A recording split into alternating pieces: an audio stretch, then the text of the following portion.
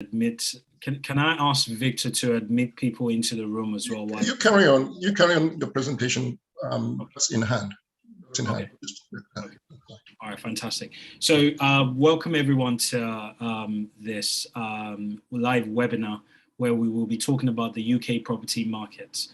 I'm pleased to be your host today. My name is Sean David Onomusi, and I do have some fantastic speakers, seasoned professionals that will be talking about the UK property market, both as a foreign investor and as local investors. Some of them I've had the privilege of engaging personally, and their wealth of experience is out of this world. I've heard them speak on several occasions of strategies, well-known strategies to really capitalize and get the best out of the UK property market. Now, I would put some ground rules just as a note. Please, if you're not speaking, could you kindly mute yourself to avoid the background noise? And we also appreciate if you have any questions to use the raise hands functionality that is within the platform, so that we can get your questions as well. Tonight's session is going to be focused really on an interactive sort of format, where we are not just listening to the speakers, but we're engaging the speakers with active questions. I have some of my questions as well. Mr. Muyiwa, I can see you in the room. Thank you very much for joining and being part of this session. Thank you very much, sir.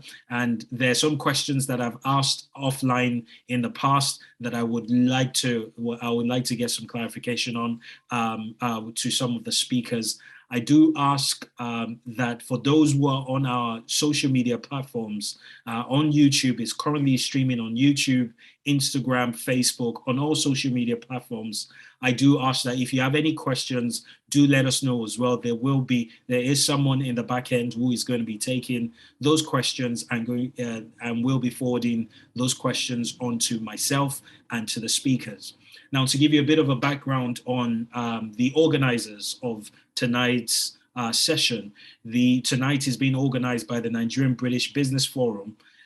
For those who don't know the Nigerian British Business Forum, it's an initiative that was put together by Mr. Afolabi Andu a number of years ago. And some of the core focus about it is really looking at strategic partnership and networks of UK business, Nigerian British UK business owners, both who are on ground and out of the country, to really come together to, first of all, look at appropriating the resources that we have gathered. We are a strong community, both in the UK and in other parts of the world. And really the core element or the core fabric of this forum, of this society, is to bring all of that together, to galvanize all these resources for the progress of a community and the countries that we represent at large. So if you are not a member of the Nigerian British Business Forum yet, I do encourage you to be a member. It's a forum that is open to all. We do invite you to go to nigerianbritishbusinessforum.com, and there you can get further information. I'll also be sharing that in the chat session so that you have that website as well. Without further ado, I want to acknowledge the speakers once again. These are really fantastic men who have, you're talking about decades of experience within the UK property market. And to give you a bit of a background on the UK property market, it's estimated that it is worth about 5.75 trillion pounds at large. And out of that, you have London focus, you have outside London as well. And it's popularly said that if property prices are rising at the cost of an egg will cost £5 at the moment. So it's always on the up and up. And an average property price in the UK is probably sitting around 260 something thousand. And I'll have the experts correct me on some of these facts, but these are just some facts that are being thrown out there to really say that the potential is there. And just in December last year, it grew by, I think, 8.5%. And again, I can be corrected by the experts in the room. So I wouldn't, yes, the website is nbbf.co.uk. So if you would like to get more information, I do invite you to go onto the platform as well. So today we have Mr. Adeyinka Oyefeso. He is the CEO of Queen's Park Real Estate Limited. We also have Mr. Mayowa Oluyede, who is the CEO of MS Estates Limited. And we have Mr. Adeyemi Akeju, who is the CEO of Mortgage Financial Solutions Limited. All fantastic gentlemen that I look forward to hearing their insights today. So without further ado, let me bring up our first speaker, Mr. Adeyinka Oyefeso, who will be talking about investing in UK properties for foreign investors.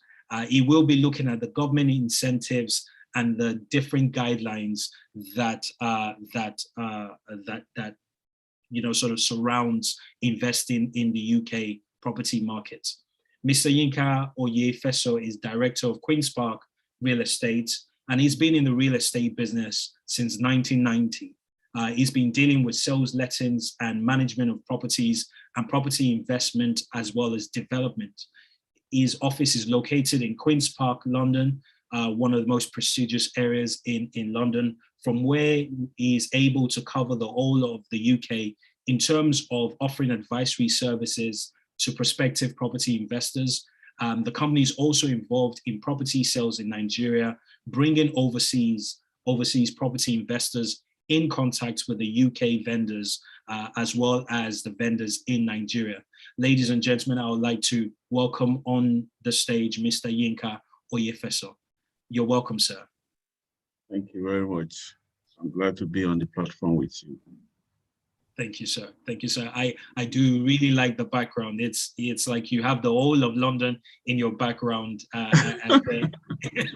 where you plot on the next territory to take over. And I do look forward to you sharing your insights. So I'll leave you to take over the stage at this point, sir. Yes. Investing in property in the UK is one of the best investments anybody can ever dream or think of.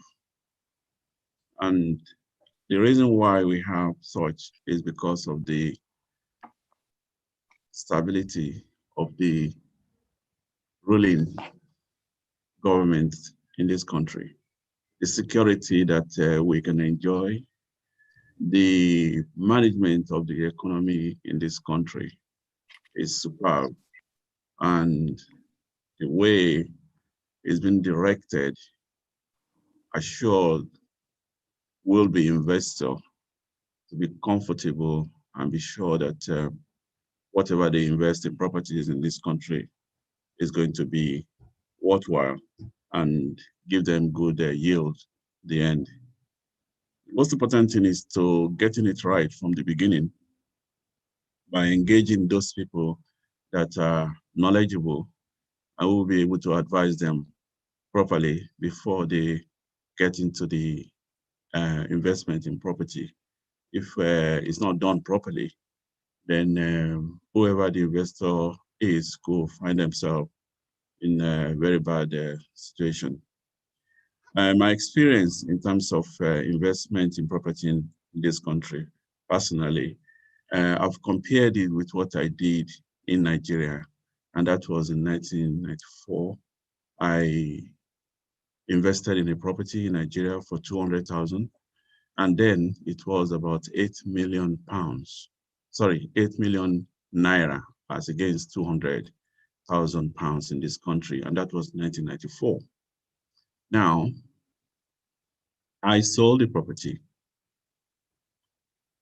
this year, and I only got 10 million naira from the sale. And then you will look at it and say, oh, it's yielded about 2 million at least, as against the 8 million that was invested in 1994. But when you look at the exchange rate of Naira today as against the 10 million, everybody can see that it's a big loss. That will not happen in this country. It has never happened in this country. And it will not happen because of the way the economy is being managed by the government in this country.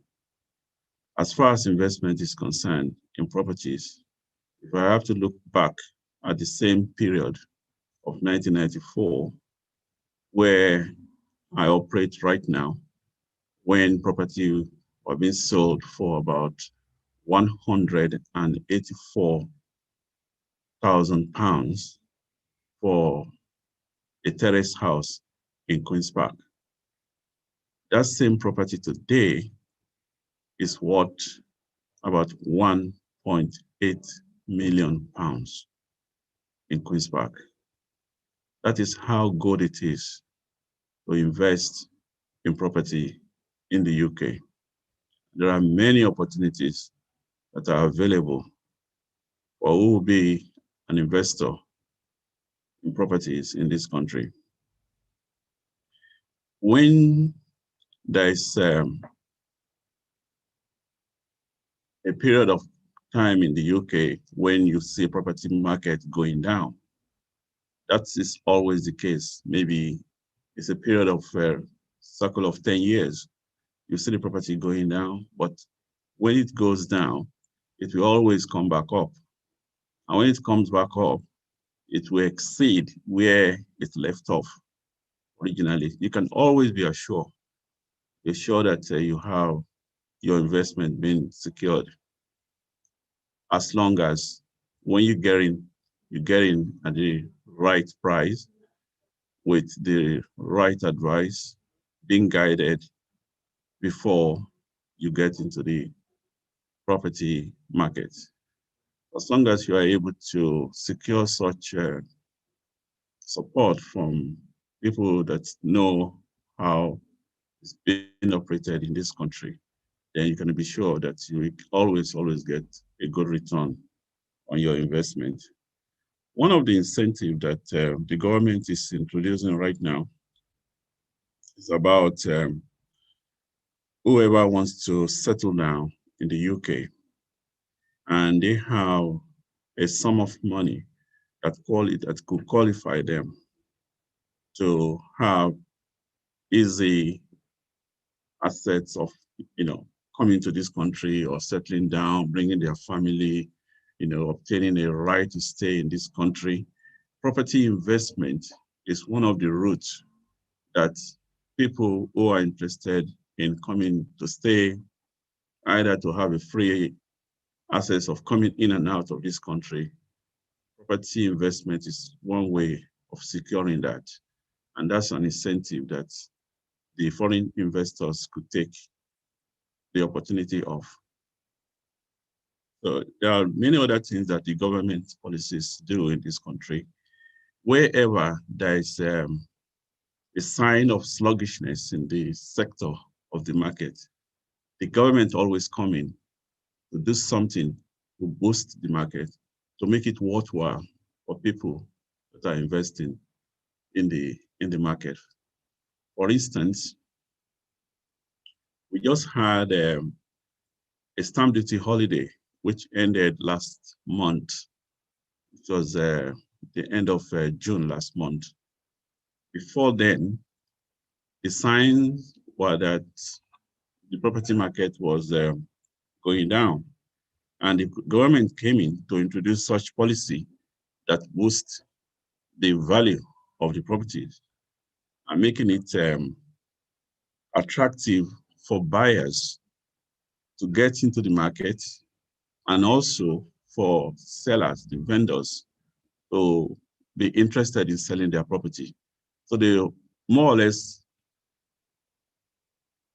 gave the incentive to encourage buyers and sellers to come into the market and do their thing. There's always one thing or the other that the government will always do to encourage the investment in properties to keep on going. And that has always been the case over many years. I've been in this industry for over 30 years now, and I've seen a lot. And I've seen the way the government has been very, very encouraging and making sure that the property market continues to boost, to improve, to be a worthwhile invention for the investors, which I will always encourage everybody, even the people that are living in this country. There are many opportunities to get into the market. Some people are looking for thousands of pounds before they get into the property market. You don't need thousands of pounds to get into the property market. There are many, many ways that you can get into the property market at your own level if you know where to seek the advice. For you to get into the property market, you don't need a lot of money to get in. You can always get in at your own level. Thank you. I hope, is there anything else you want me to cover? If I think we will take the questions later. I don't know if that's okay with you. Just Yeah, so that's that fine with me. Okay. Thank you very much, Mr. Deinko Oyefeso. Thank you for that. 30 years in the industry, it takes a lot of grit and courage to still be in the business 30 plus years. It will be great to hear some of your failures as well as success stories, just like you've mentioned about Nigeria and the appreciation level of that. So I hope to come back to you with some questions if that's okay, sir. Okay. Thank you. Awesome. Thank you very much, sir. Welcome. Now, there's our second speaker is a gentleman that I've had the opportunity of meeting. His passion is contagious. In fact, when he speaks, he talks about making millionaires and billionaires out of the property market.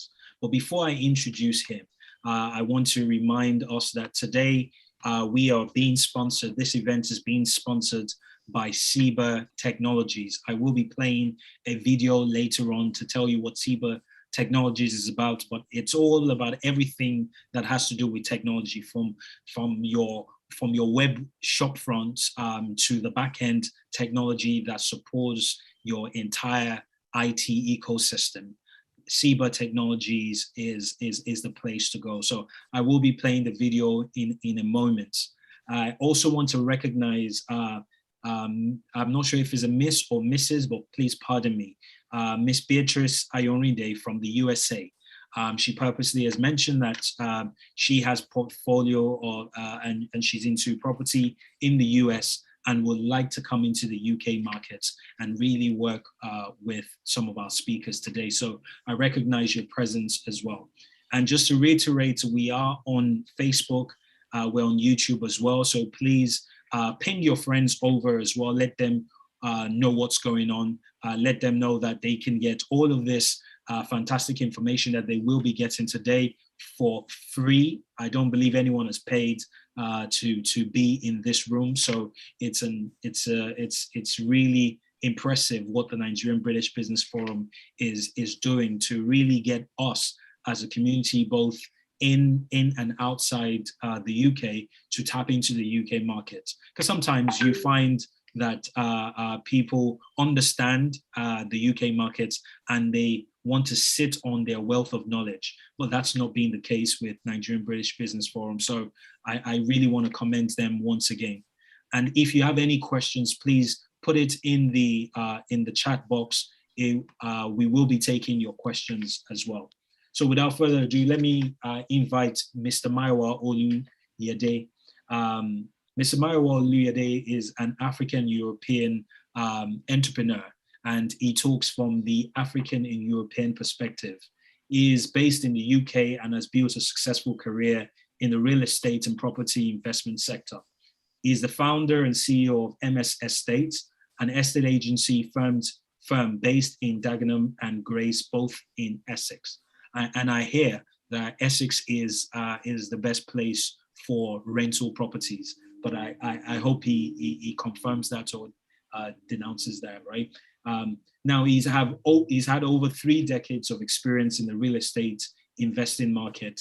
He shares valuable lessons from his ongoing journey as an entrepreneur in his weekly vlog. He also hosts webinars and monthly seminars where he doles out answers to questions about property investment, trading the capital market, successful living as an entrepreneur, and his focus is based on a lifetime of building multi-million-pound property investment portfolio. He is one man that is dedicated at doing that, and he's done that consistently over the last 3 decades. Please help me welcome Mr. Mayowa Oluyede. You're welcome, sir. Thank you, Sean. Thank you for that introduction. And thank you for all our viewers, those on YouTube, those who are in the Zoom room live with us. Thank you for giving us your time. And I want to especially thank Mr. Adeyinka also for that wonderful session. Thank you, sir. Thank you, sir. And I'm Oliver Twist. I want 2 things to happen. Everyone that is live with us right now, let's see your face. This is interaction. It's not good that you're hiding your face. Let's see your beautiful faces. Let us appreciate you. Let us know that you are live with us, because my session is going to be interactive and it's going to be your best property session that you've gone through. Please show your face. I'm going to be calling you, asking you questions, because property is all about practicality. You know, it's something you can feel, you can touch. Mr. Adeyinka shares some reason why you should even invest in property. You know, for me, Mr. David, I need to share my screen. Do I have that facility? I would love to share my screen. But before I do that, property, if you want to create wealth in any form, that's where you want to start. If you're not creating wealth from property, you've not started. You know, there are other asset classes, shares, bonds, all sorts of other investment asset classes that you can put your money into. But property stands firm. It's been there from time immemorial, and it's going to be there forever. Everybody needs a house to stay in. Nobody's going to sleep on the tree. You need a house. You need roof over you. It's one of the essential parts of life. But at the same time, it can make you become a millionaire. In fact, if you want to become a property millionaire, let me get a yes in the chat box, because that's what I want to share with you today.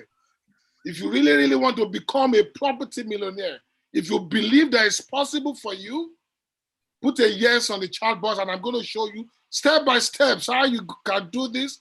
By the grace of God, I've helped over 1,000+ people in this country to become a property owner. And I'm continuing to do that. My passion is to make sure people of color succeed in this country. You know, I was a security guard many years ago at the BBC. And if I can do what I want to share with you right now, you can do it. And that's why I want to see your faces. I want to connect with you, because it's all about belief that you can do it. Many of us, we're not investing because we don't believe that it's possible. Mr. Adeyinka said you don't need 150,000 before you can buy that next property, and which is true. When you don't know something, it becomes difficult. A lot of us, we have knowledge gap. That's why we're not moving. And the beauty of real estate is there are so many strategies. Many strategies. You know, you don't need to own property, you can control property. You don't need to use your money, you can use other people's money.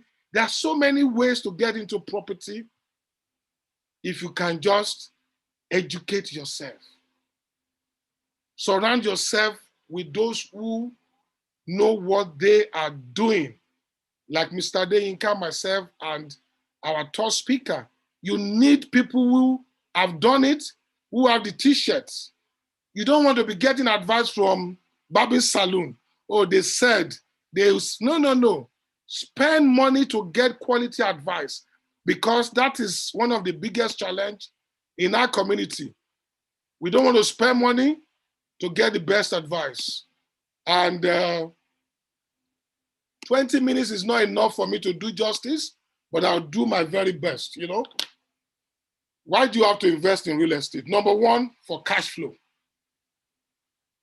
Yeah, you need to be investing in property because of cash flow. Number two, capital appreciation.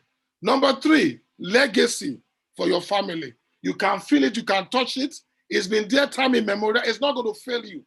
No matter what the recessions, like Mr. Dega was saying, it, even when properties, when there's is a cycle, when you, it's 12 year cycle sometimes. Sometimes it could be shorter, but you know, from the record we have from the Office of the National Statistics, these are cycles, buzz, boom, and all those things. But if you know the right time to buy, you'll be buying all day long.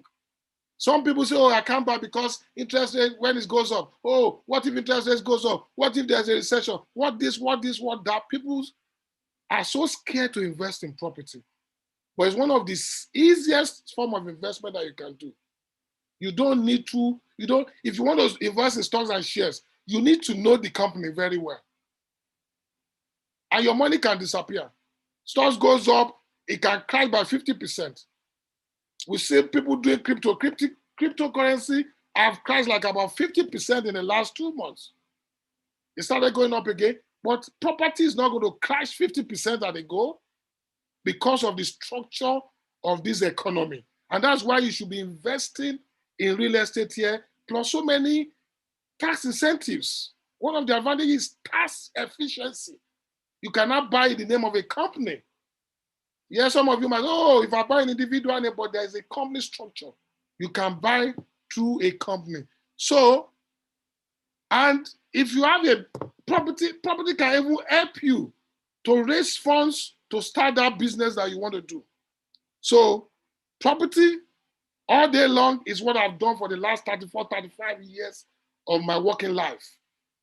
And it's so easy. So, my topic for you today, I've been asked to spotting great deals and building a substantial portfolio.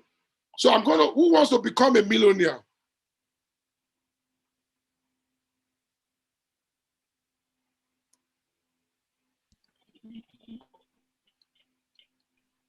So my job is to show you how to become a property millionaire.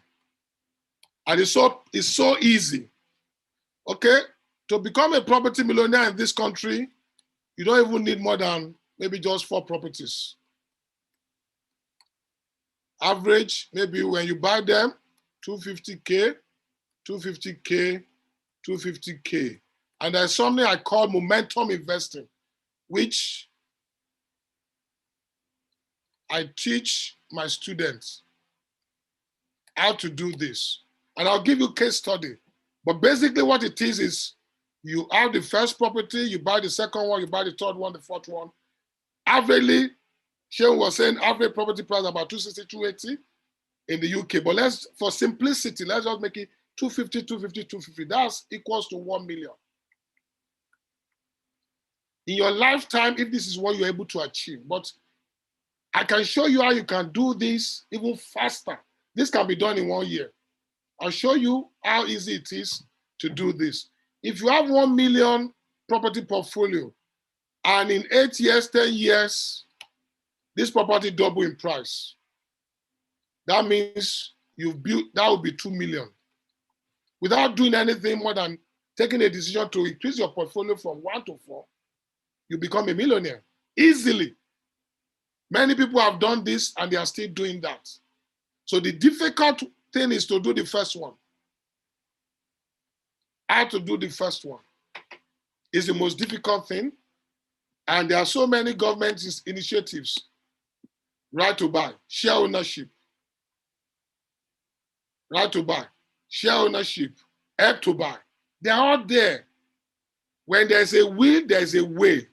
If you really want to do property, you just need to be asking the right questions. The opportunities are there, okay? If you're of age, if you're about 25 above, there's nothing stopping you from buying your first property. Because If you can't, if your income is not great, you can do share ownership.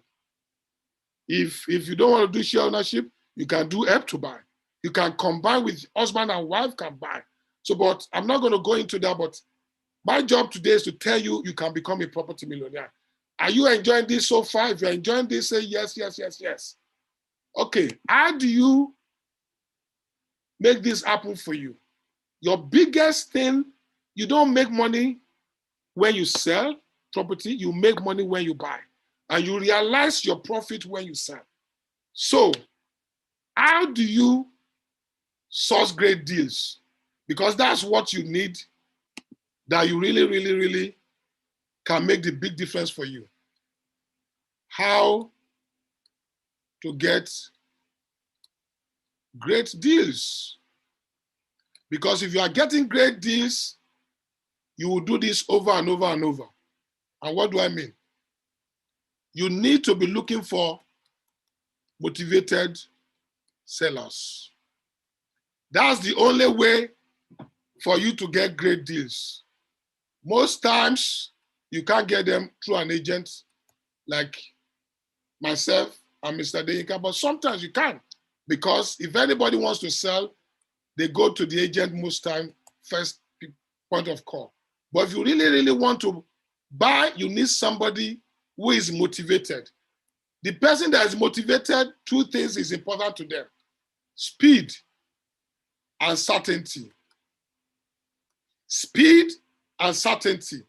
What is their motivation? They have pains.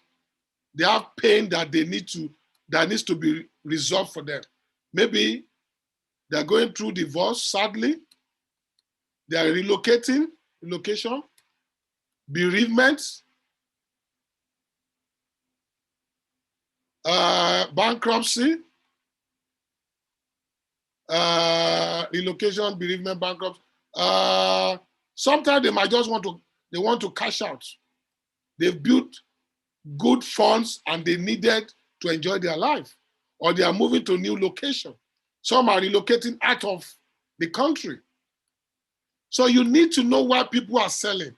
Why do they want to sell?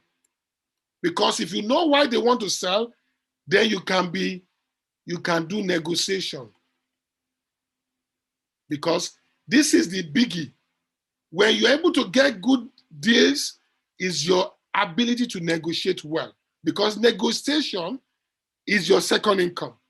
If I go to an agent and buy a property that is worth 300,000, I bought it from the estate agency and it's 300,000, and I'm able to get a motivated seller, and I'm able to buy that same property at 240 or 260,000. That means I've made money day one. So making money in property is about finding that good deals. So where are the deals? Okay, where can you get good deals? Number one, you can get from the agents, but you need to have a different language when you are going to the agents. You are not just going to pick from the window. You want to be asking them for property that require modernization. Property that they've been struggling to sell. Because most time people want property that is ready-made. It's ready. But if you are looking for property that is smelling, that require new life, most first-time buyers, even unsophisticated investors will not buy those properties. They want property that is ready-made, that they can buy today and move in immediately. So when you go to the estate agent, you're asking for properties that require modernization, or they've been struggling to sell.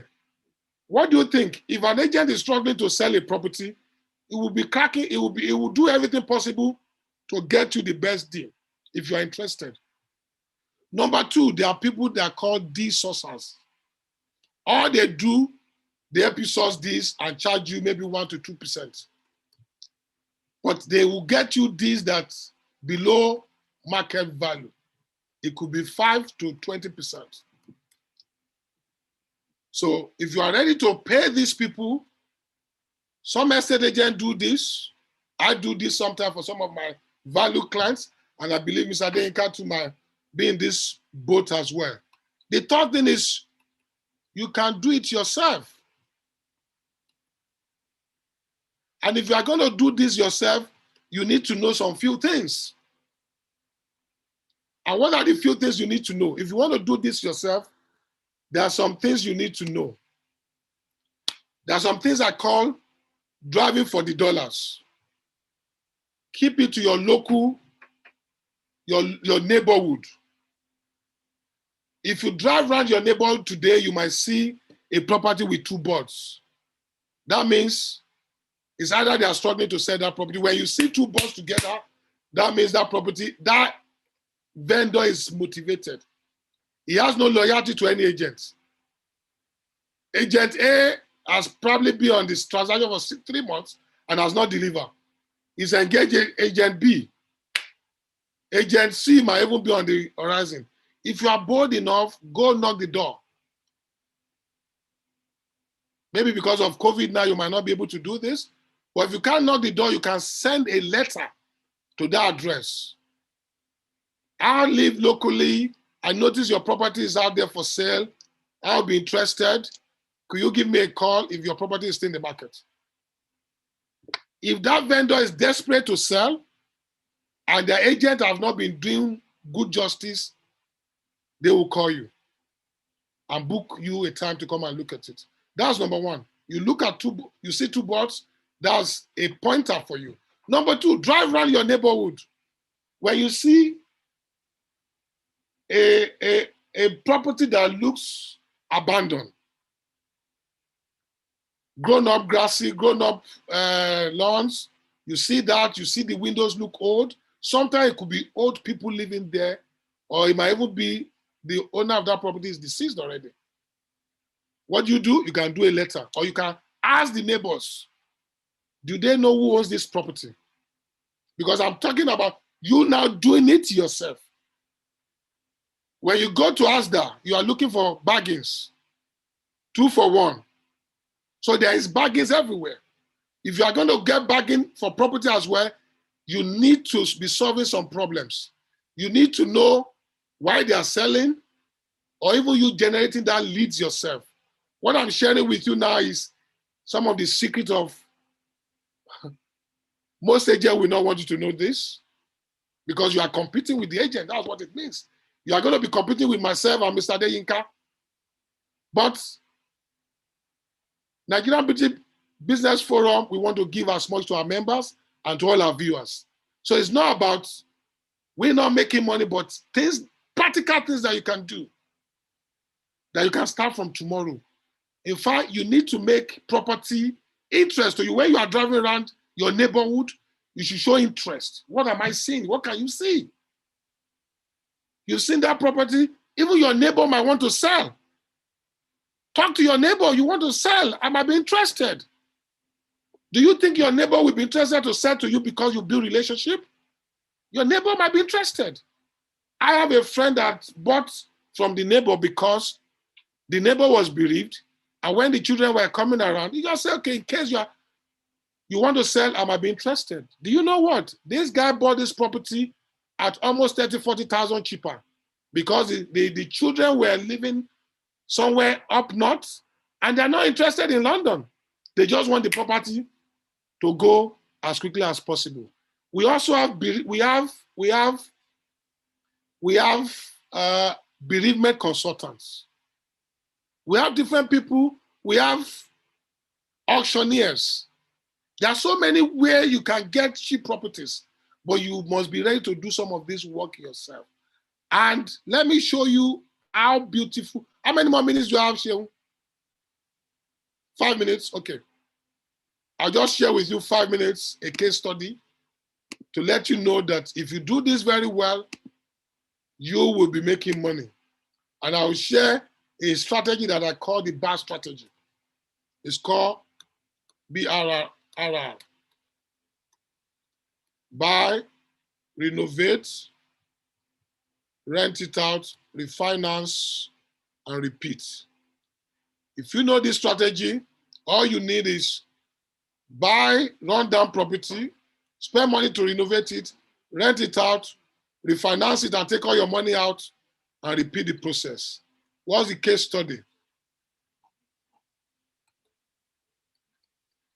I bought this property in Stockwell.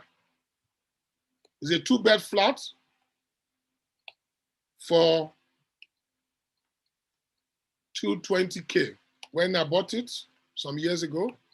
And we spent $15K to renovate this property, top to bottom, new kitchen, new bath, new toilet, new floor, new ceiling, everything, new boiler. $235K. 6 months down the line, we called the valuer to come and value, and it was valued at $350K. Back on Stockwell Station. You can't miss it if you know Stockwell very well, and it's still there. All our investments that we put into this, when we refinance, we came everything. This property now is owned more or less for free because you hear no money down deals. What it means is every funds that was invested into this transaction, deposits and renovation works, when we refinance at 350, everything came out. The return on this investment is more than 250%. I don't have time to be doing the math for you. But what it means is if you get a very good deal, the first pot, the money that you've invested in this, when you refinance, you take all this money out and you can move to your second project. You do the same, move to your third project. You do the same, move to your fourth project. So in fact, there are some lenders that will allow you to do this in 3 months. So in a cycle of 1 year, you might be able to actually do 3 to 4 properties if you are very, very sophisticated. These are some of the things I teach my students and some of my valued clients. And for some of you, right now, you might be sitting on gold mine. You have a property, you finish paying the mortgage. You finish paying is mortgage free. And you think you are better off. Yeah, you might think you are better off, but can you imagine if you have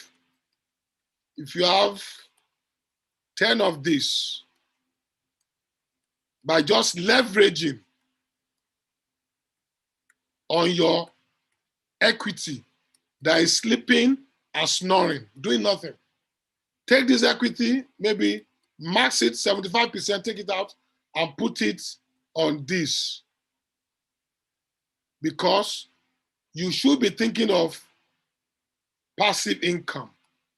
If each of this property gives you £500 after mortgage is paid every month, that's 5K without you doing anything. Oh, you might say, okay, it's headache. I won't have capacity to manage. Mr. Deyinka is there, he can manage for you. We are there, we can manage for you.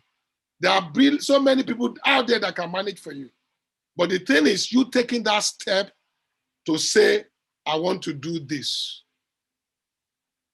Easily, and this is how you become a property millionaire. Could you imagine if each of these is 250K? That's 2.5 million property portfolio that can be done in few months. If you have a property that has no mortgage already, let's say this property is worth 800K or £1 million, and you took 750K out of this, and you put 80,000 each on each of this property.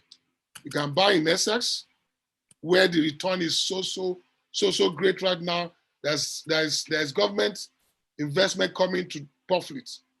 And so many other areas, in some part of Kent, Disney World is coming to some part of Kent, that when you invest right now, you'll be amazed of what is possible. You know, we don't have enough time. You have my number.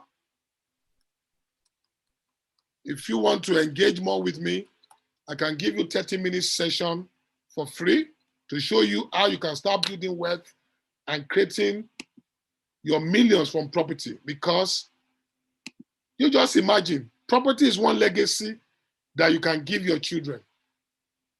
You do it once and you do it right, you can go to sleep. It gives you money, it's like a cash machine.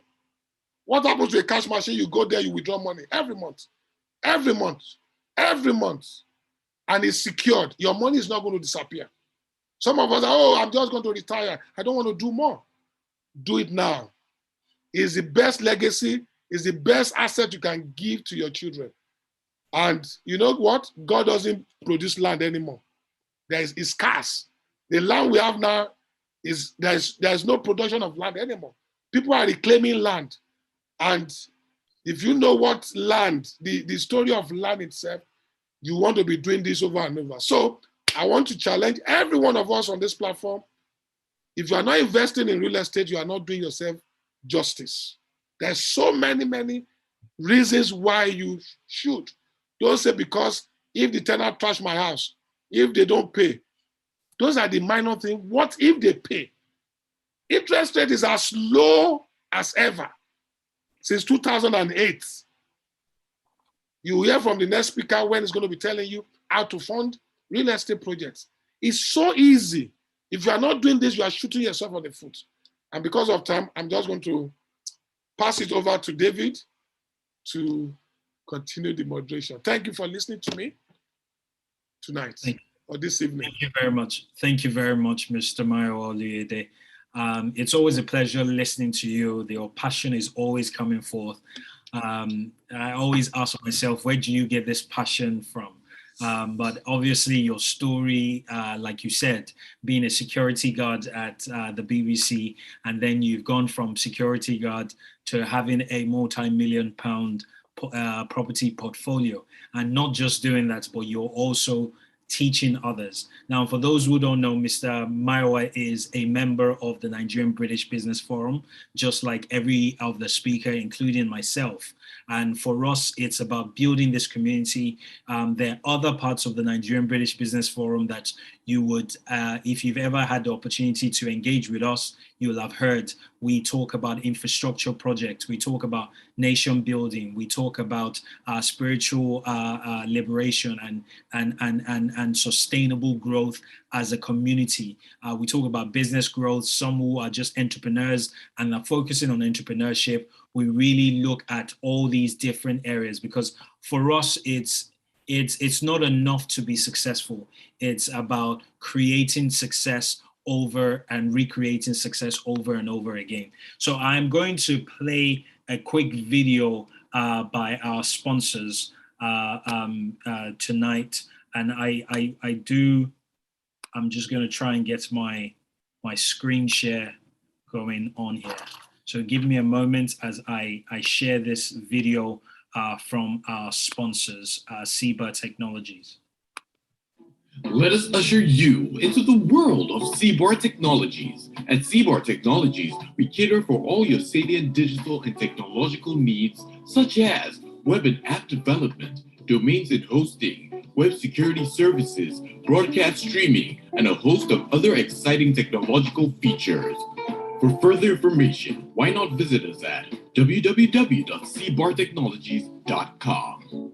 Seabar Technologies, redefining the art of digital technology. And those are the words from our sponsors.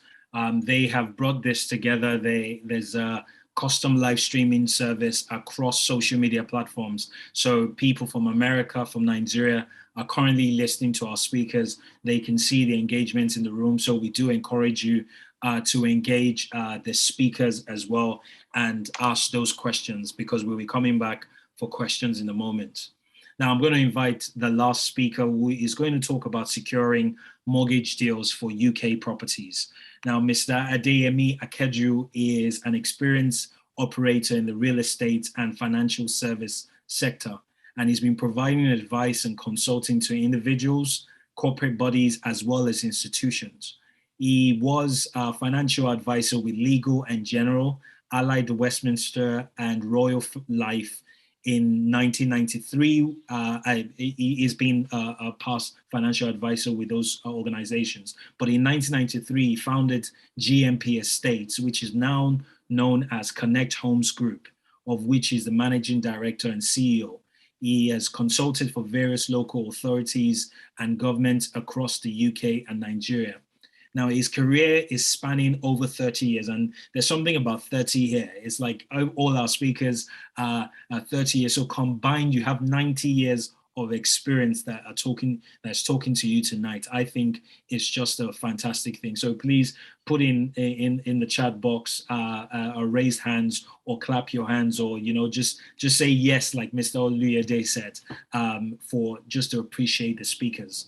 Now, Mr. Adeyemi Akeju has helped clients to raise over £200 million in funds for a range of property-related transactions for both UK residents and non-UK residents. He is a certified mortgage advisor of the Chartered Insurance Institute, CII, and is principal advisor and CEO of Mortgage Financial Solutions Limited, who are mortgage and insurance brokers and are regulated by the Financial Conduct Authority, the FCA. He holds an MBA and is a certified project management practitioner. Please welcome on the stage Mr. Adeyemi Akeju. You're welcome, sir. Thank you very much, Dr. Shion. Good evening, everybody. I hope you can hear me. Can you hear me? Yes, we can. Okay. Good evening, everybody. Thank you very much to the organizers for this forum. I'm always very excited when I'm in a forum like this because it allows me to talk a bit about what it is we do. I want to acknowledge the previous speakers. My born of many years, Mr. Adeyinka Adepeso is a pioneer in this sector, and he is one of those who played a big hand in getting people like us to look into this sector. From the days of the 90s when he had Queen's Park Estates, he encouraged and mentored us, and we learned a lot from him. It's always a pleasure to see you, sir. Mr. Oluyede, well, anytime I speak to Mr. Oluyede, I feel like going to buy a house. There's something about what he does and how he makes you confident that there is nothing to be afraid of. My discussion today, just a bit about my own experience. To speak to what they said. DMP Estate we formed was in Wembley in 1993, and at the time, if anybody who knows Wembley, we were sitting on billions, and we did not realize it. If you go to Wembley today, it's a different town. And this speaks to the fact that sometimes when you have these opportunities for property, you just need to take them. We used to have properties for sale in Wembley at £25,000, £30,000, £50,000. These are 600, 700K properties, which is what has gone on all over the country. And that speaks to the robustness of the UK property market. I'm going to talk briefly today about how we can use mortgages to make this happen. Not so much to give you a theory about mortgages per se, but I want to share with people the kinds of things to consider with mortgages and the kind of things that lenders are looking at and the kind of things we ourselves should be considering when we are considering buying a property. I think I can share my screen, sir. I'm not sure how to do. Can I share my screen, sir? Yes, you should have access to share your screen.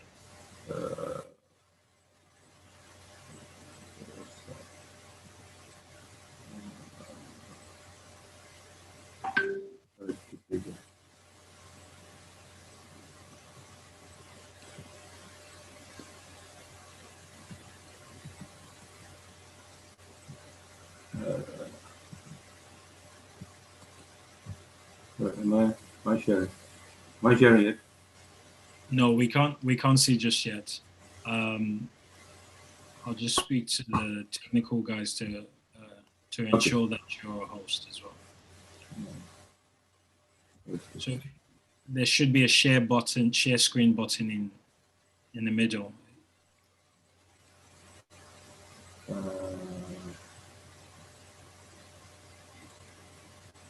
Am I sharing anything here? Yeah, it says you started sharing. You are sharing.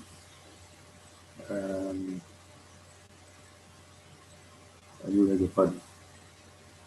I'm more a mortgage broker, not a techie person. Can you see anything yet? No? Yes, we can see your screen. We can see your screens.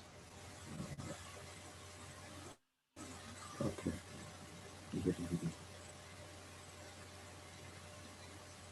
Can you see my screen, yes? Yes, we can. Okay. Yes, that is who we are. We are Mortgage Financial Solutions. We are regulated by the Financial Conduct Authority in the conduct of both residential and investment mortgages. Sorry, sir. We can see a folder. We can't see the presentation yet.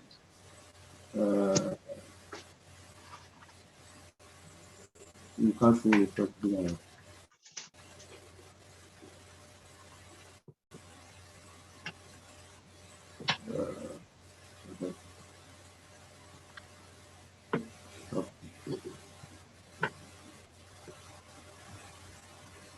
okay. Let me start again.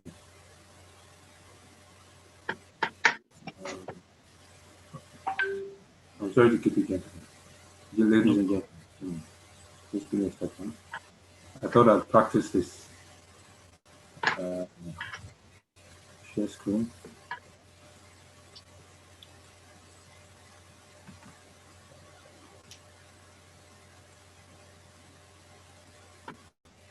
Can you see anything now? Can you see now?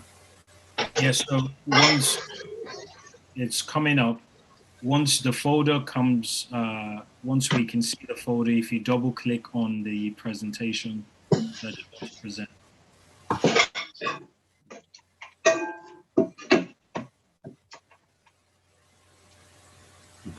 I'll give it one last shot. If my luck, I'll leave it.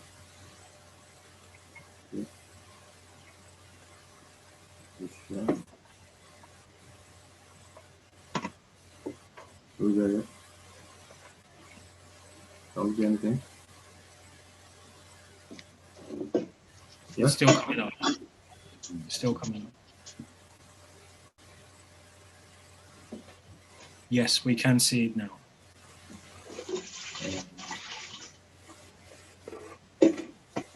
We can see it now, sir. Slide, yeah? Yes. So if you want to put it on full screen, you can put it on full screen. But we can see your screen now, sir. Thank you.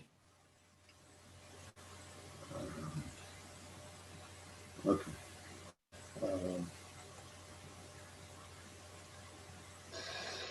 So what are you seeing now? Types of mortgages, yeah? Yes, types of mortgages. We can see that, sir. Please go ahead. Okay. Let me go back to the previous. So, yeah, so let me just sort of, by law, we have to describe ourselves. We are Mortgage Financial Solutions, and the kind of, we are mortgage advisors and brokers. We are regulated by the FCA for residential and investment mortgages. And we're part of a network that has 150 plus lenders, basically all the lenders in the UK. And that is very important because it means that we have the breadth of the whole market, and we also understand what each of these lenders are doing. The audience we have here is probably a mixed audience. And what is it about mortgages? The thing that my previous speakers have talked about. People would want to buy for a number of reasons. Some are buying because it's their first home, or they want to buy a house they want to live in, they want to move into the next one. Some are buying, like Mr. Oluyede said, they have that £1 million property, they want to create another 10. So they are buying investment mortgages. Some are buying because they bought a property, they want to break it down, and they want to build into 2 flats. These are the development mortgages. And you also have people who already own a property, and they want to take money out of it, which can either be a second charge or further advantage. Today, I'm going to try and look at, like I said, what the lenders are thinking. So I just want to give a little background. The types of buyers would fall into 2-3 categories. The person who has not bought before is a first-time buyer. This kind of person, as Mr. Richardson said, has access to the kind of schemes that others will not have. You would have, for example, the shared ownership scheme. The shared ownership scheme, for those who don't know, it is where you can buy 50% of the value and you pay rent on the rest. You have the help to buy scheme, which is where the government puts in 20% of that equity. You put in 5. You borrow 75%. As a first-time buyer also, the lenders would allow you that minimum type of deposit, 5%.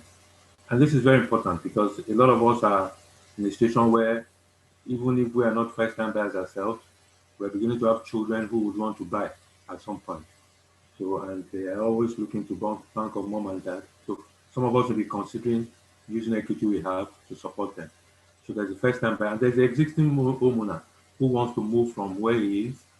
He wants to move to a bigger house, so he wants to sell this, or do what is called a let to buy, which means he's renting that out. He's taking equity out of the place. And then there's a corporate buyer.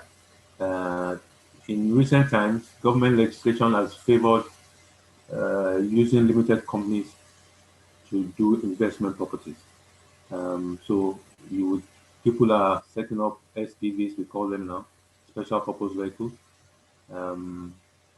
instead of buying in your own personal name. The tax advantage now is that for a property that you're renting out, the tax regime is more favorable if that business is owned by a company. So you are paying tax at corporation tax level rather than at a personal allowance level. Okay. So what is it about this lending that is such a big thing? Why is it that, we have clients who come to us, I'm thinking of this idea, I'm not sure how to begin. What do I do? And I think it's important that we understand what it is the lender is looking for when you're looking to buy a property. And there are a few things, but I've just singled out the most important things. The first thing is the credit profile of the individual. What kind of credit do you have? All of us know what the credit report is now, Experian, Equifax, and I urge all of us to make a conscious effort to manage this. In fact, this item, the credit profile, shapes everything else that follows. For example, if there are certain things on that credit profile of these 150 lenders, all of a sudden maybe 50 of them are out of it because there's something on it. And what are the kinds of things that you can have on this credit profile? You can have things like a missed payment. You can have things like a default. You can have things like your county court judgment.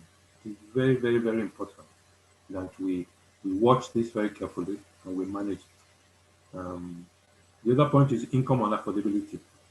Lenders are, they're in the business of lending, but the thing they always focus on is, can this loan be afforded? If it's a residential mortgage, the lender is looking at your income that you get from work, your self-employed income, and there's a calculation that is done to see if you can handle that. And they would look at things like your income multiples, maybe 4 times your income, 5 times your income, So that income is very important. And when we start this conversation with clients, it is important to understand what exactly can I afford. I want to buy that house of 600,000. In reality, your income only stretches to 400,000. You need to consider that. In terms of rental link for the buy-to-let, the investment type of mortgage, the lender is not looking at your income. The lender is looking at the income from that portfolio. So you bought these properties, the mortgage on it is £500. The rent is £500. A lender would not lend on that property. The lender would want to see that there is 125 to 150% extra on the mortgage. So the rent, the mortgage is £500, the rent is £600. The lender is okay. As long as you have a minimum £600, it will go. So those are the kind of thing that the lender is considering in the area of affordability. We talk about the status of the buyer, and this is very important because different kinds of considerations, different kinds of packages are available for those who are resident in the UK, for those who are expatriates, for those who are foreign nationals. An expatriate will be somebody who is who holds a British citizenship but works abroad. A foreign national is somebody who does not have UK residency but lives abroad. So when you're looking at buying a property, is it for residential? Remember, with residential, the lender is always looking at income. If it's a buy-to-let, the lender is looking at the income coming out of that property. But your status determines where you go. Some lenders, for example, would not deal with foreign nationals. Unfortunately for us, our country, Nigeria, we are in that category of high risk type of foreign nationals. So the number of lenders that are looking to lend to foreign nationals in Nigeria are a lot less than if you're resident. But at the end of the day, it is important to understand where it is you fit into this. The other point is also the deposit, the proof and the source of deposit. This is a very, very, very important item. And when we're looking to buy, we need to show the lenders that this £120,000 that is my deposit has come from somewhere. I can show it. Your friend gives you some money, he just puts into your account. The lender wants to know why is that. So the lender wants to see that money is in your account. He wants you to trace that source. The reasons around it include things like anti-money laundering, But also lenders want to be sure that you're not using deposits that you are going to borrow. So you want to buy a house, you want to put 20% down, and you want to borrow 80% from the lender. But in actual fact, the 20% too is also borrowed. So you're actually owing 100% of that transaction. The lender is concerned because he's putting his own facility at risk. So the lender wants to know that I want to see the proof of that deposit, and they want to see the source of it. And critical to all of this is what is the purpose of the loan. A lender would not give you funds until it is sure that those funds are for this purpose. For example, some lenders will say it's okay for you to refinance your property and use that money to buy another property. Some lenders will say it's okay for you to use that money to do a business. Some lenders will say so at any time. And for me, this is probably the most important thing for the whole transaction: the purpose. It's not even the purpose of the loan, the purpose of what it is you are trying to do. So let's talk through what are the issues with what problems are we having with financing. Again, remember that every lender out there wants to lend, and they are lending billions every year. But at the same time, they have a huge market to lend to. So if the lender does not lend to you, believe you me, the lender has not lost anything. But it also means that the lender has no reason to play games with it. A lender looks at the case. If he's going to do it, bam. If he's not going to do it, he tells you. So sometimes clients get personal that, why is it that they did this and they did that? And I say, look, at the end of the day, it is the lender's money. He wants to lend it. He has the basis on which he's going to lend it. Our job is to make sure we fit what that lender will lend. So in this area, I want to talk about the kinds of things that matter. For example, your circumstance. You are self-employed, but you have not declared your tax returns for the last 2 years, or you make 80,000 a year, but you are only declaring 10,000.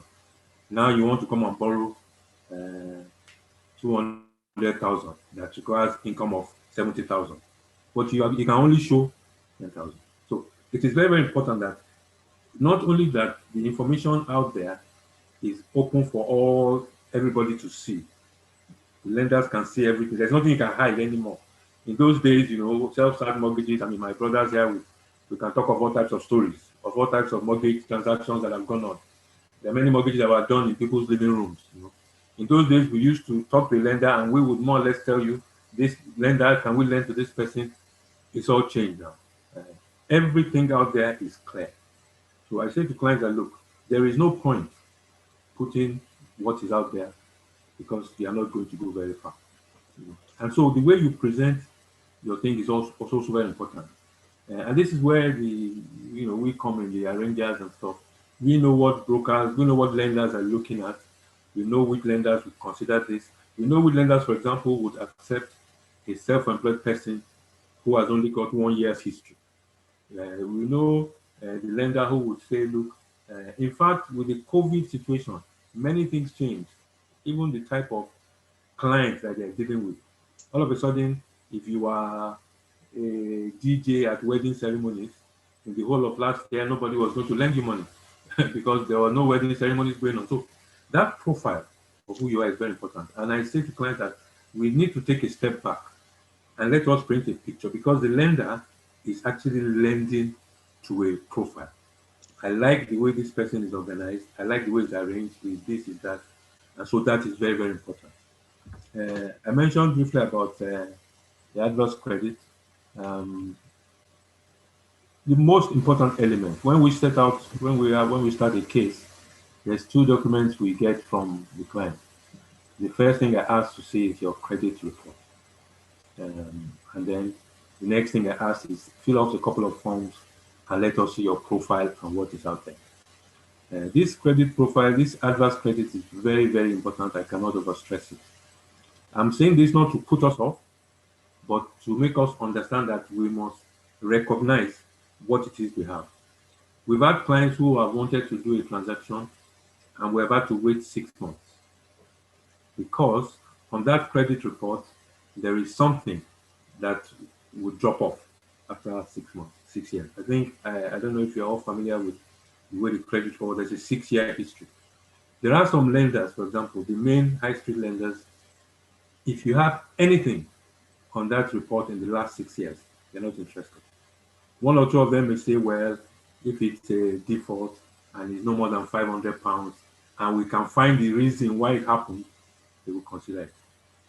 The key to the credit report is that it starts to shape the quality of the product you get. So if you have a clean credit report, you'll be looking at the best kind of rates, the best kind of options. And where you don't, then it starts to shape what you can get. So it is important, A, for us also and for yourself to understand what it is you have, but it also shapes where we go to get our solution. I spoke earlier on about supporting documentation. There's 2 stages that lenders go through now. In those days, once you applied, you got a mortgage offer, that's it. Now, there's 2 stages. The lenders will first of all do what is called the decision in principle. I think the lenders realize that we are wasting so much time doing applications, and in the end, we are going to say no. So there's a new scheme now, a new process, where once the thing comes in, the first thing the lender will do is give you a decision in principle, yes or no. Now, a lot of estate agents now would not even show you properties or take it off the market until they have a decision in principle, because they too don't want to waste their time. They want to know that this person that has put an offer on this property has the capacity to buy this property. So they want to see decision in principle. Yeah. And why this supporting documentation issue is key is that decision in principle is a very important step, but it can be a worthless piece of paper if the information we have used for that decision in principle cannot be supported at a full application. So the lender would say, we've looked at your profile. They don't look too much into detail. At that point, they will do a soft search. And they say, yes, we like this. We'll lend for this amount. This is income with them. And then you make the full application. At that point, you're presenting everything you have, your bank statements, your pay slips, your leads. We have had instances where lenders have gone through a client's bank statement and they pinpointed 2-3 transactions. This £280 that you're giving to this person every month, what is it? This person who gave you £950 last month, what is it? So that application stage is where the lender does everything. Remember, the lender too wants to ensure that his borrowing is secure. The lender does not want to do a repossession. The lender wants to lend and go to sleep. So the supporting documentation is very key. And what we say to clients is that by the time you are going for a mortgage application, everything you are going to need for the application, you must have at the decision in principle stage. Okay, so the broker would work with you to ensure that this is there and you look at it together. And the issue about this, again, is what I refer to as the best fit, which is the lender matching the product. You know, I said there's over 150 lenders that we work with. There's probably another 100 other lenders out there who probably do all types of loans. But each of these lenders would have multiple products. They would say product F1 is for those with 999 credit. They would say product F2 is for those who have missed one payment. Product S3 for those who have a house project. And they will say product this is for self-employed. So it is important to understand that you will not get the lending you want until and unless it fits that lender's product. And that is, that is where, that is the real job of the broker. Doctor, I don't know if I should ask how many minutes I have left. Hello? You have 5 more minutes, sir. Yes, it's traditional. Anytime somebody asks, they always have 5 minutes. So we always ask after 20 minutes. So we get an extra 5 minutes. Yes. So I mean, this is what I want to leave us all with. And the issue of mortgages. A lot of us have engaged with mortgages at one time or the other. The first thing I want to say to you is that there is nothing to be afraid of. The money is there to be lent.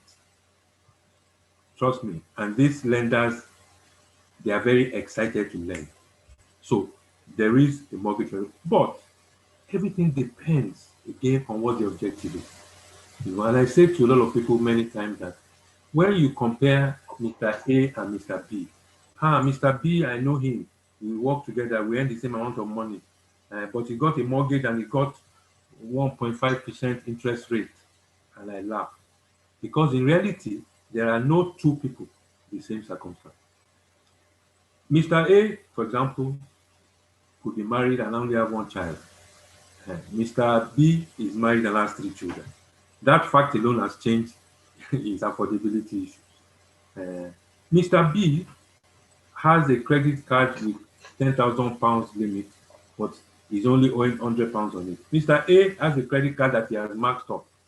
That immediately changes it. But when we insist so much on the rate, I say to people that yes, the rate you will get is the rate that suits you, your circumstance today. Okay, you should not be so worried about the rate, because everything that happens should be based on your objective. There are times when you would decide that I must buy that place because I need to stop renting. Now, your objective is not just the idea of buying a house. You have a reason for buying that house. And once you put that together, it may mean that today, whereas I would have got the best deal in the world, this is the only deal available to me today. I will do it and will take it on. I talked about this COVID situation, and that is to say that the lenders themselves are always changing their criteria. They're always changing the criteria. They're always looking at what they need. So once you decide that, yes, I want to buy, then the real challenge, the real next step is to arrange what it is that it is. In some cases, it may mean that you have to wait. I mean, there's no long story about you have to wait. Or if you're going to do this, you must do this now. I mean, if you come back to the issue of the loan to values, let me see if I can find that side. The side that spoke to loan to value. Yeah. So I will round up by saying that the mortgages are available for everybody. I believe that, like the previous speakers have said, if you really want to create a pension, the real only pension that you can guarantee, apart from the one we get from the state and maybe your employment, the only one you can articulate yourself is building a property portfolio.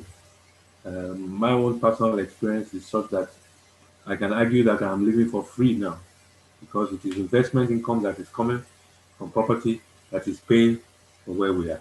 So, and that is important, that we must start that journey. If you have not bought before, it is important to buy, because the rent you're paying is dead money. The property you bought today at 200,000, there's something about inflation that impacts directly on property. I think even the price of bread rises, but somehow the price of property rises is guaranteed. Um, and so, even as we are talking of these 200 and something figures of property today, the reality is that these same figures, even after 4 recessions that I have witnessed, 4 major recessions, these property values are still where they are. And so, let us be confident that yes, we can get it. The mortgages are out there. All you have to do is, first of all, establish why you're doing this. Very, very important. Why you're doing this. And once you've established that, be sure that there is a lender that can fit this profile. And this applies even to non-residents. A lot of people are using limited companies now, like I said. We have clients coming from Nigeria, from the US. They want to do buy to let. As long as they can show the source of that money, you know. And generally speaking, first-time buyers will be looking at 5 to 10%, depending on it will depend on their profile too. If you're of a certain age and you're a first-time buyer, the lender might want you to put a little bit more. But for an investment property these days, it used to be 15%. It's now around the 20% deposit. Post-COVID is beginning to come back. So, ladies and gentlemen, I want to thank you for the time. We do not, I don't have the, we don't, clients will tell me, let them give me, no. I don't give you the money. If I had a choice, anybody that walks to me will give them a mortgage. But what we do as mortgage advisors is to steer you through that environment and work with you to see, okay, for this my circumstance, this is what I can get. But rest assured that there is a mortgage for everybody, and do not be afraid to go for it. Thank you very much, ladies and gentlemen. Thank you. I think I can stop sharing my screen. All right, I was on mute there for a second. Thank you very much. Thank you, Mr. Adeyemi Akeju.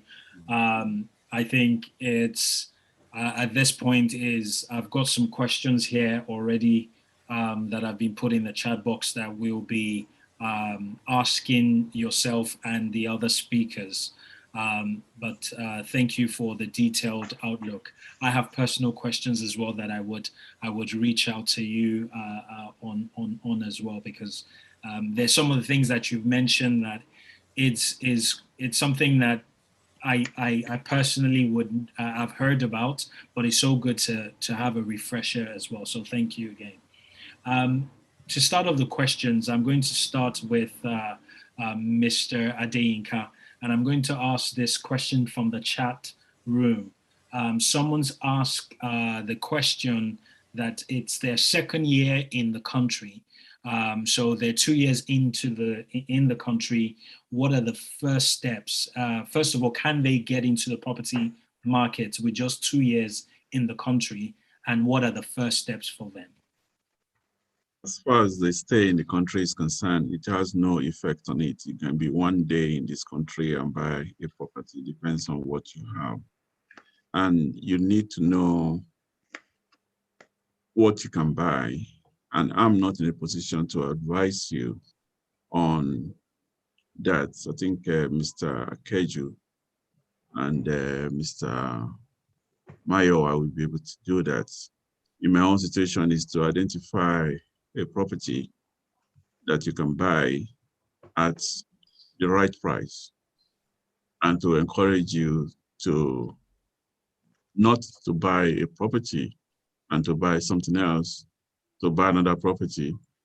I'm here to value the property, to see that the property you want to buy, whatever they're asking, is justified. But in terms of your ability to buy, so it's more about only once you've got your money. Sorry about that, sir. Sorry, okay. So really, it doesn't matter how long you've been in the country. You can be abroad and just buy a property. You don't have to be here. So 2 years in this country actually expose you to the property market already. And you will be looking at what you have in your pocket and what you can do with it. Either you want to buy a flat, maybe you want to buy a studio, maybe you want to buy, it depends on what you have. And what else can you do to get a higher property than what you have? Mr. Keju will be able to advise you in terms of mortgages, how to get a fund to get what you want. But in terms of you in this country is concerned, you can buy your property from the first day that you enter this country. Thank you, sir. Mr. Keju, just on that question, what are the steps mortgage-wise? What can they, or how can they build up their financial credits that you've mentioned with just 2 years in the country? Is that a feasibility at all? Yeah. Thank you. I think our guy was right there that from day one you can buy. I think the question probably the person is asking is that probably can I get a mortgage? I've only been here for 2 years. If that's it. Again, I want to start by saying the question I would ask: what is the purpose of the purchase? Are you purchasing because you want to buy a house to live in, or are you asking to say you want to buy for an investment? That shapes precisely which direction you go. A lender is concerned, and 2 years is important, and specifically to do with your status. If, for example, you've been here for 2 years and you're British, or you have indefinite leave to remain, then you are a resident. So immediately that starts to affect to what extent you can borrow. There are a few lenders these days. If you don't have a permanent residency, very few of them, they will still allow you to buy, but they will ask you for a 20-25% deposit. Okay, because there are people who have this limited leave to remain. After 2 years, they extend again. So, but many of the lenders will say you need to be resident, unless it is those who consider the expatriate in the finance. So in terms of the number of years, there's nothing to do with that. It has to do with your status and what it is you are hoping to do. Is it you want to be a homeowner because you want to rent in it, you want to live in the property? In that case, the lender will be looking at what level of deposit you have. If you're a first-time buyer, you can do the 5% scheme. You can do the shared ownership or the help to buy, and then your income. The lenders will be looking at these days is between 4 and 5 times of your income as what you can borrow, depending on your credit profile. So, but again, I still come back to this: why are you buying the house? Once we understand the reason why you are buying the house, then we can start working the journey as to how best to do it. But yes, you can buy that house, and I encourage you to do so quickly if you can. I don't know if that touches on the point. Thank you. That's very useful. Thank you very much, sir. I want to throw this question to Mr. Maiwa. And the question you mentioned, or you briefly talked about where to source properties, and one of your mention was around auctions. So the question is, who can access auctions? Where do they get started with going to auctions to buy properties? Okay, thank you for that question. If you're not sophisticated, I would not advise you to go to auction. But if you need to, if you have to, it's better you speak to professionals like Mr. Deyinka or myself to guide you through. Basically, there are rules when you go to auctions. Even these days, you might think you are going to get a property as cheap as possible in auction, but because of competition of a particular interest in that particular property, you might end up paying more because the atmosphere in the auction room is different. Most time people lose their head when they're in the auction room, they are competing. And sophisticated investor, if they want to buy at auction sometime, they might want to buy lots that they were not able to sell and able to use their skills to negotiate either before the auction or after the auction. So there are so many companies that goes to auction. Also, depending on where you are, most auction companies could be localized. There are some companies that are national, that they cover the whole country, but it depends on the kind of property you are looking for. Is it commercial, is it residential? But if you Google auction houses, a lot of lists of companies that do auctions. Most of the big RICS companies, they do auctions. you know, like also, what's it called? Stratins. A lot of them are, the name just disappear now, but few of these companies do auctions. Just Google it, Knight Frank. So many companies out there that do auctions. It's a great place to buy if you know what you need to know. And one of the biggest danger with auction is a lot of people don't read the pack. They don't reach the auction pack, they just go to auction. There are some properties that have so many restrictions. Even there are some properties that maybe it might be difficult for you to do certain things, and all those things are there. So if you don't know how to do that, give it to a solicitor to read for you to be sure that you are not going to buy a property and at the end of the day it's a property that you can't really do anything with it, you know. So, but it's a great place to buy as well. My tip for whoever wants to buy at auction, if you're a sophisticated investor, some of the things they do is you look at the auction house. If they are London-based auction company and they have a property to sell, maybe in Essex or Middlesex, the chances that a lot of people that will come there will not be London, will be to come for the auction will be London-based.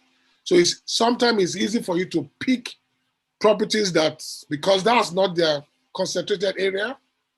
Or sometimes they might have clients who say, oh, I've got property in Kent, could you list it for us? Because most of this auction company tries to segment and focus on their local areas. So look at different auction catalogs and see. It's like an estate agent who is based in Manchester selling property in London. That agent will want to sell like yesterday because they don't have this luxury of coming to London every time for viewing. So, and they're going to be lazy because one, they don't know the local market.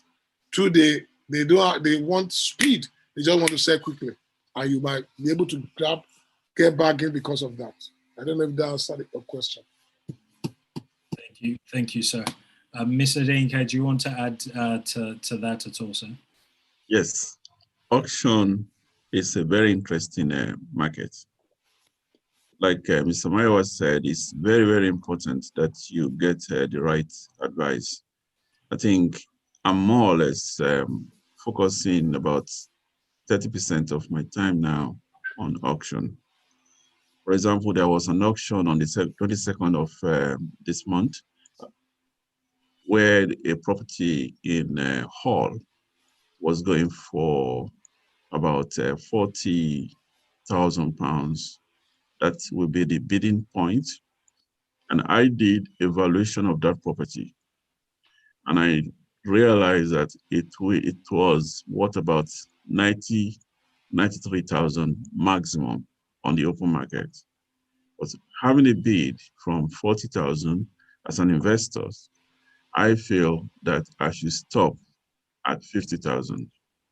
So we started bidding. I got to 50. I got to 56. People were still bidding. I have to pull out because I knew that if I bought it higher than 60,000, I was going to make a loss because of what I have to do. But eventually, the property was sold for about 93,000. And of course, whoever bought it is an end user who knows the value of the properties on that road. And he knew that buying it at 93,000 is not for investment. It's for him to live in. So the most important thing as far as the auction is concerned is to know that you are buying at the right price where you can make money out of it. And it also depends on why you are buying it. If you're buying it to live in, just like this gentleman did, it's good. But if you're buying it for investment, then you have to put a lot of things into consideration. And just like Mr.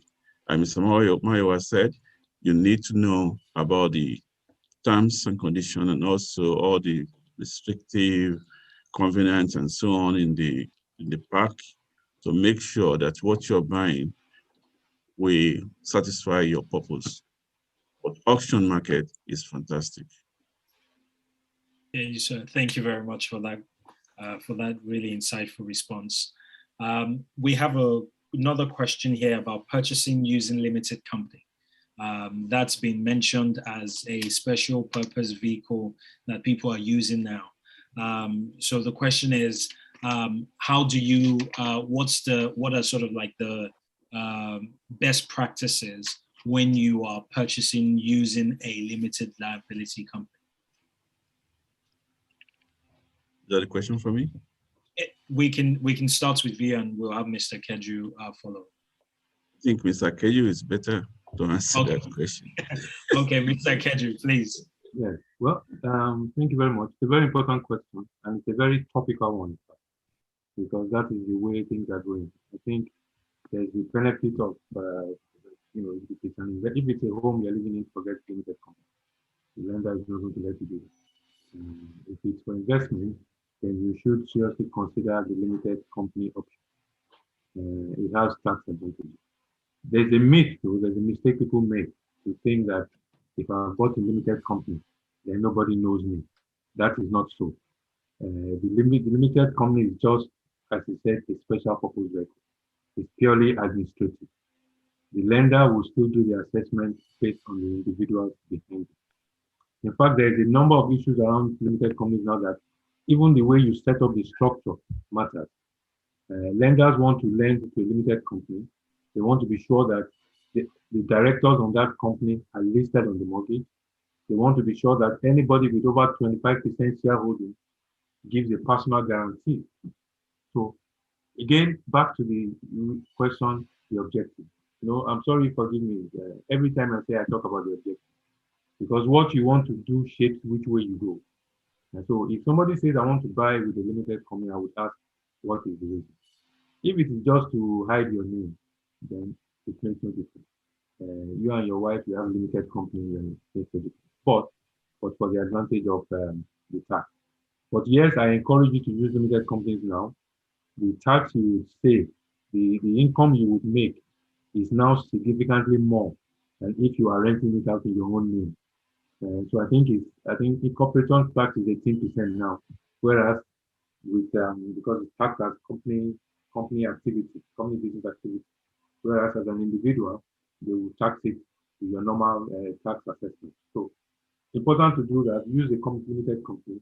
Anybody can do that. You can pick one of the shelf. Many lenders are okay with the fact that you set up that company purposely to buy property, as long as you use the right company house code, the property code. They are okay with that. They know it does nothing else. But be mindful of the structure and the setup to ensure that the directors can stand scrutiny when a mortgage is being done. I mean, if you are buying cash outright, it's not a problem. If you are abroad and you are using a limited company, still the same issues. Remember the issue about the proof and the source of funds. As long as you can demonstrate that the source of the deposit you're using, you can demonstrate it and you can stand by it, then every day. In fact, moving forward, I'm encouraging all of my clients now who have properties in portfolios in personal names to go limited. Lenders now, when you have 4 or 5 properties in your portfolio, they start to consider, they more or less advise you to go limited. So the short answer to the question is yes, there is benefit to using a limited company. No, you cannot hide yourself by a limited company. They will still do an assessment on you.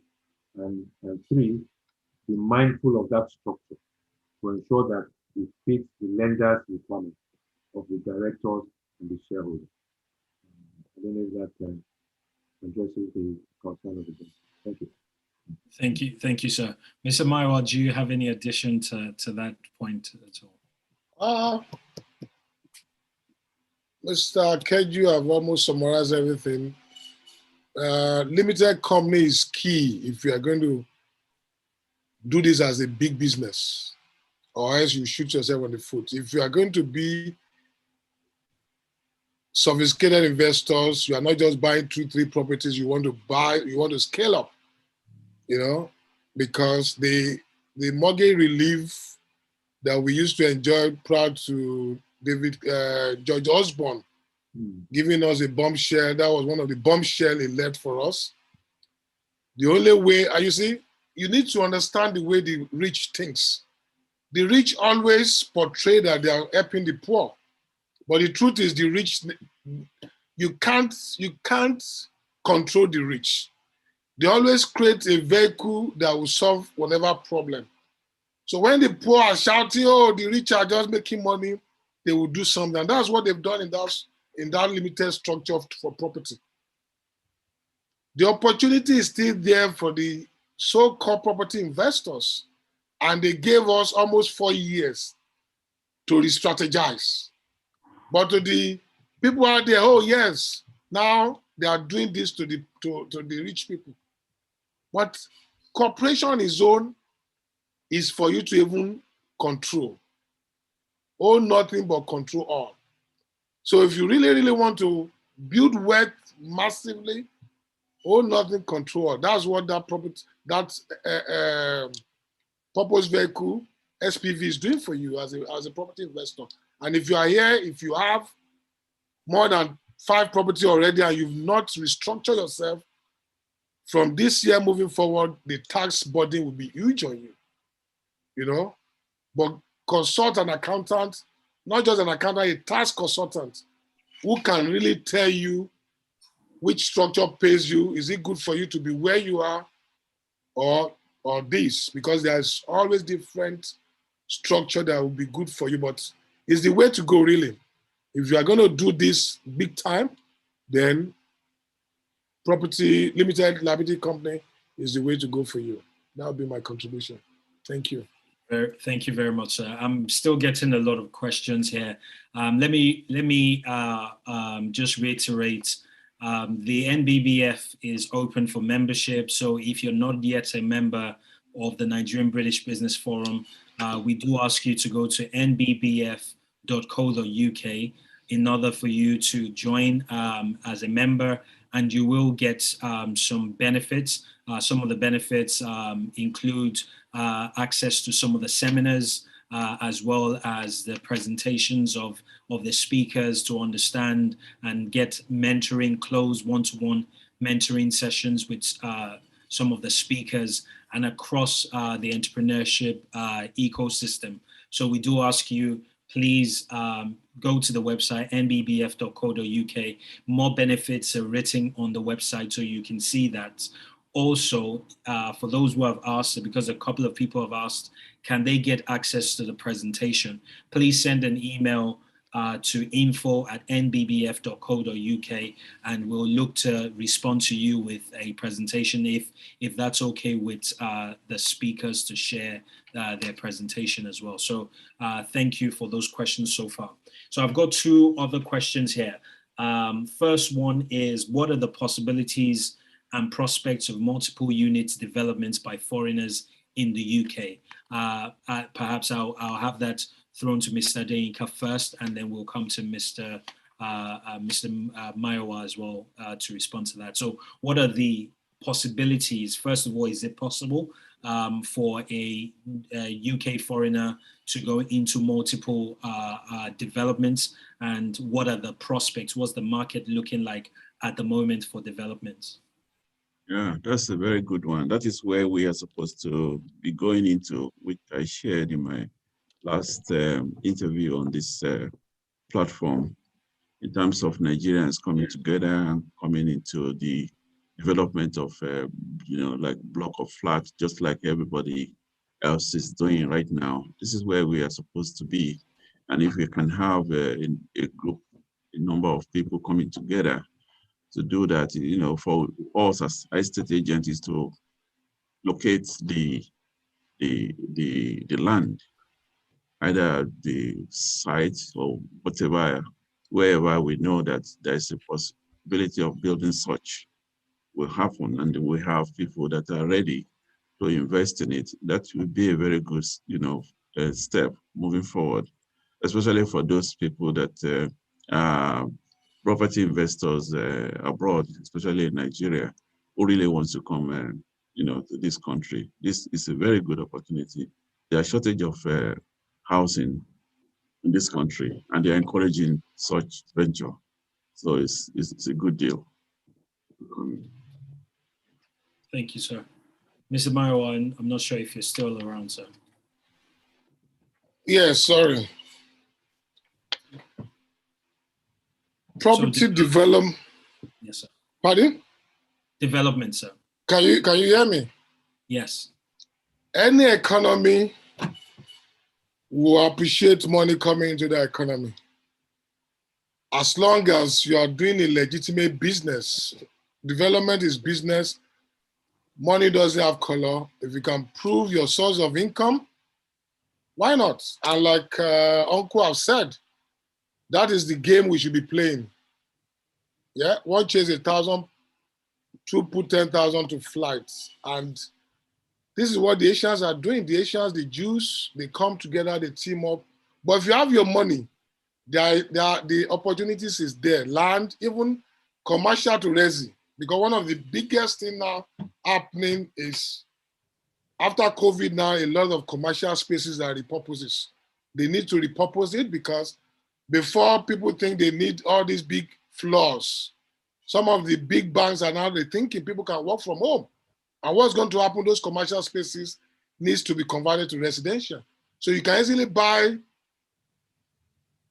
commercial premises and turn it to block of flats. You can buy land, build flats, you can even buy not only flats, you can build houses. So it all depends on what kind of funds are we talking about.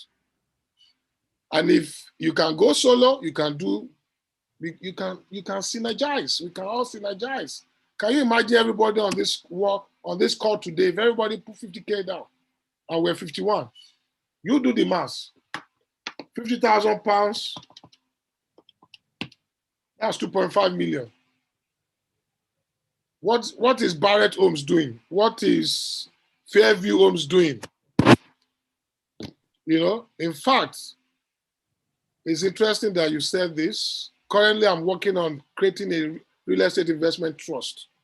And people that will come into this, their unit share will be 25,000 each. And we're just going to pull ourselves together. And all we're doing is real estate. So it is possible. Don't let your location be a barrier. You can go to the US and buy property there. You can go to anywhere in Europe, buy property there. Just like if I want to buy in the US now, I'm not a citizen of US, I can buy, I can develop. As long as you go through all the process. The difference is every country have their own rules, they have their laws. You know, you need a solicitor in that country that can tell you what to do. And also you want to build your team because when you're talking of development, you are talking of from site and service, from building almost from day one, architect, construction, everyone that's going to be part of it. So if you are knowledgeable in that space already in Nigeria, you can transfer that risk here, that skill, to play, but you want to be collaborating with people who are on ground, who know what to do. And you have 3 amazing people. And the beauty of it also, you don't even need all the money. You might just buy land, depending on the company structure. The company, most lender, Mr. Keju, that's his expertise. There's so many development loans out there. Even some lender want to join venture with you, mezanine financing, and so many things that is possible. You know, because and it also depends on the development. If it's a development that is not going to take more than 9 months, depending on the units. If it's a unit that is not more than 12 units, you might probably achieve that in 9 months, 1 year. And there is money. The world is awash with money today. There's money everywhere looking for opportunity. So don't get scared. You can do business anywhere.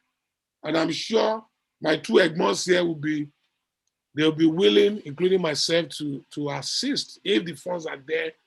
And the beauty of it, again, if that person is from Nigeria, the advantages here is just to look at it from currency alone. You need to start taking advantage of the strength of the pound rather than investing. Mr. Adeyinka told us of investments. After many years, when you say you are looking at about almost 50% loss, it's not worth it. But if you put that same investment here, when you do a development in less than, because you are building to sell, so you can easily get your profit, get your capital invested in almost 18 months. and you can move to the next project. You can move to the next project. You can move to the next project. So you can, and by the time you establish your first development, your next development, you might not even use your money. It might be bank's money you are going to be using. And the interest rate is single digits. In Africa today, in Nigeria especially, you are looking at 17% or even more by the time they do the loadings. It might end up at 22%. So for power of leverage, this is a good soil to invest if it's real estate. But get advice from people who are on ground, who are doing it, who know what, they know their onions. That would be my contribution. Thank you, sir. Mr. Akeju, talking about funds, is there a range? What is the average range for development? Is there like, if someone's listening and thinking, okay, I would like to do a development in the UK, how much should I be looking at averagely to get started? And what percentage would I need to finance as well from banks? Yes, thank you very much. Just to build up on all that has been said, which is very spot on. The question was specific about multi-unit blocks, though we have added the issue of development generally too. But of these 150 odd lenders that I spoke about, probably 30% of them are focused on development. That's their job. They don't even want the usual, I want to buy a house to live in. Their job is development, and there are all types of development to long-term lending possible. They come into the structure, they give you a bridge for 9 months to do the development. After you built it, you restructure it into a long-term lending. So it's a prime opportunity for it. The lender would normally be looking at 30 to 35% equity contribution. But when you factor it over the development, it may turn out to be about 25% equity contribution. A scenario would be, for example, you got planning from the building with planning permission to build 10 flats. The building is being sold for it's worth 1 million naira, but the seller wants 3 million because of the planning permission and it cost. A lender will come into that arrangement and say, okay, the house is being sold for 3 million, put 50% down to buy that 3 million. But all the money you need, which is 4 or 5 million, they will give it to you 100%. Okay, so you put in 50% to buy, you use 0% to build. When you leverage it out, it comes about 20-30%. So I think the point that we're making is that there is the opportunity, it's a time for it, the funding is available. And it does not matter whether you are from Nigeria or from here, as long as you structure yourself properly and get the advice from the solicitor and the professional. So any day, in fact, the pressure we get from lenders more these days are from these development lenders. Have you got any business for us? Any new case now? Because all of a sudden the margins seem to work for them. But usually they tend to be two-stage transactions. You go in, sometimes you go in, you can even go with a bridge. It's a small development. A 9-month, 12-month bridge to do your thing. Or you can package the whole development value chain in one transaction. But your specific question, 30%, 30 to 35%. Again, seek your advice on the development as to whether it is the right one. Like the boss said just now, the whole property looks like a good deal, but when you look at the investment, it's not. So it is very, very important to check those figures well. That this development that looks rosy, does it really make sense? But once you are clear what you're doing, funding is available. Thank you.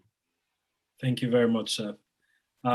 We have one last question, and this question is around refinancing. Mr. Maiwa, you mentioned something which was quite interesting. You had BRRRR as an acronym, where is buy, renovate, rent, refinance, and then repeat as a strategy to build this multi-million property portfolio. And when it comes to refinancing, one of the things is where do you get started with refinancing? Number one, I'll put a case in point. So I have someone who has a property, and that property was bought about 3-4 years ago. that property is based on Zoopla, is now worth 315, was bought at 280. But when he called the bank said that that property is worth 290 based on their initial valuation. So he was like, how does he even get started? Because he wants to renovate that property and then refinance it later. So there were multiple layers here. Number one, the valuation that the bank has given the property is different from what the likes of Zoopla, which is an online platform, for those who don't know, a property market, company, and that valuation was different. So the question really is, how do you get refinancing on the property, and what do you do when the valuation that is given by the bank is different from what the likes of Zoopla and agents have given? Very good question. And with that strategy that I was trying to share with you, the BAR strategy, I have another model called the CALAD model. If you give me 3 minutes, I'll quickly explain it to our audience. You know, before you buy any property, you need to do your research. If I'm going to buy a property, because one of the key thing is, you, like I said before, you make money when you buy, yeah? Always look for discount, yeah? Always look for discounts when you buy. So this is the discount we're looking, and before you can say this is a discount at all, if you're going to use that strategy or refinancing, it has to be something that you can prove.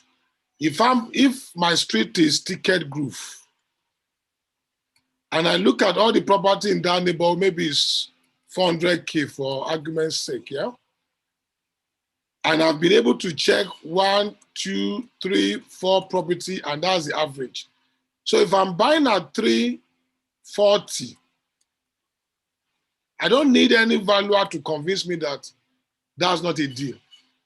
Because already I've seen 2, 3, 4, 5 properties in that neighborhood, and I've checked the land registry to be sure that is actually the value. So if I'm now spending 15K, that takes it to 355, right? So if I complete that transaction, that's 35K discount.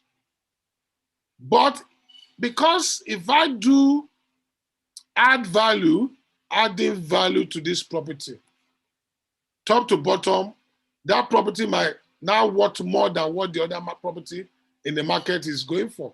It might now be 425 or even 450, because it now have new baths, new toilets, new kitchen, new new boiler, everything new. So when a new painting, new floor, when a valuer comes there, they will see the difference. It's no more apple for apple.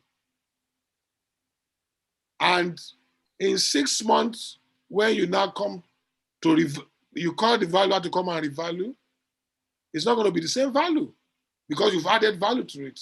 You've done new kitchen, new baths and toilet, new boiler, new floor, new painting, everything top to bottom.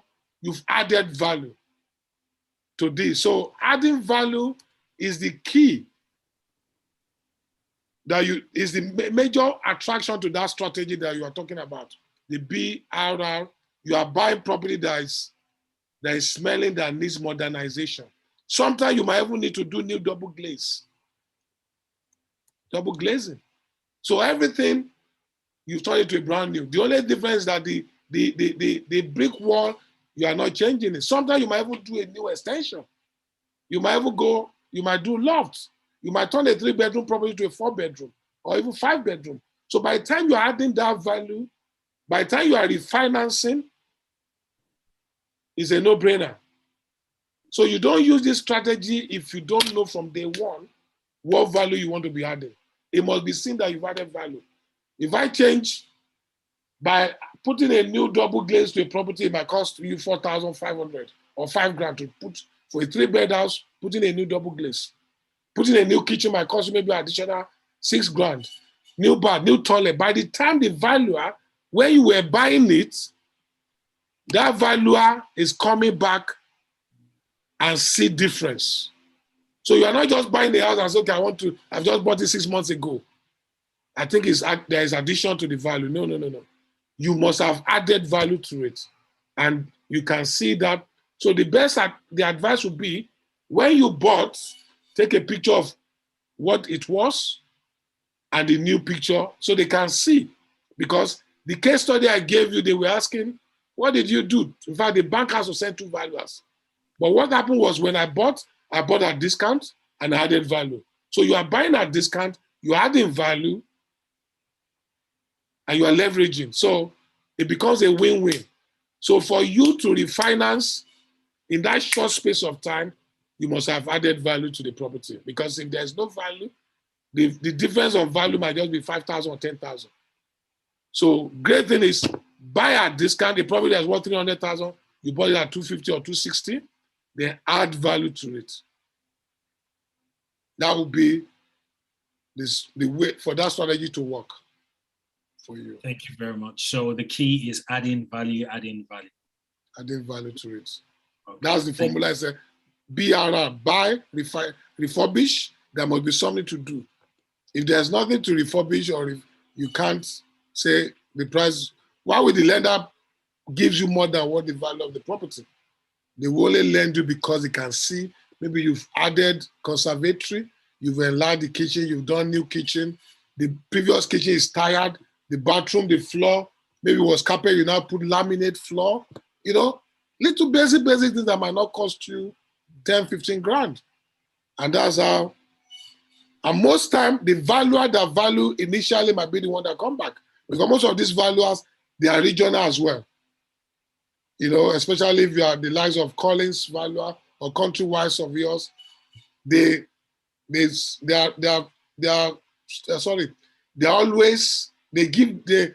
have a geographical location that they serve, especially in that particular company. So that would be my own way to leverage on that strategy. Is adding value. Thank you very much, sir. Mr. Adeyinka, is there any points you want to raise on adding value? Are there any specific things that add value and don't add value? Because I've heard that an extra room might is potentially going to add value compared to just painting, for example. So are there any specific tips on adding value that you might want to add to that question, sir? Yeah, that's right. From what Mr. Mayowa said, it more or less covered everything. Before you got a property at a discounted price, you must know about the value of other properties in the area. And then you must know about their total space measurement. You can't just say because one property, number one, is a 3-bedroom house, and the next property, which is number 3, is another 3-bedroom house that they have the same size. You must make sure that you compare the size of those properties to make sure that if you say you are buying at a discounted rate, you must be sure that you are really buying at a discounted rate. Because the one property may be bigger than the other, and you think that you are buying a smaller property at a lower price than the bigger one, and therefore you are getting a bargain, you may not be getting anything.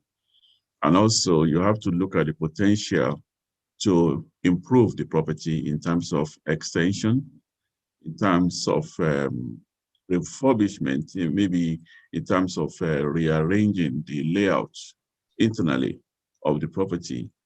And for example, in some places, they don't have a guest toilet downstairs, and you found a way of creating a guest toilet downstairs. That obviously will add value to the property. There are various things that you have to look at in order for you to make sure that you can add value to that property. And sometimes you may not even do much only to get a planning permission for the extension, for the expansion of the property. And that planning permission itself is worth something. So you may add value by just obtaining a planning permission on a property without even doing anything. So there are a lot of strategies that you can use to add value to your property. Thank you, sir. I'm just hearing that for the first time, that you can just get a planning permission and then that automatically adds value. So that's a priceless tip. Thank you very much, sir.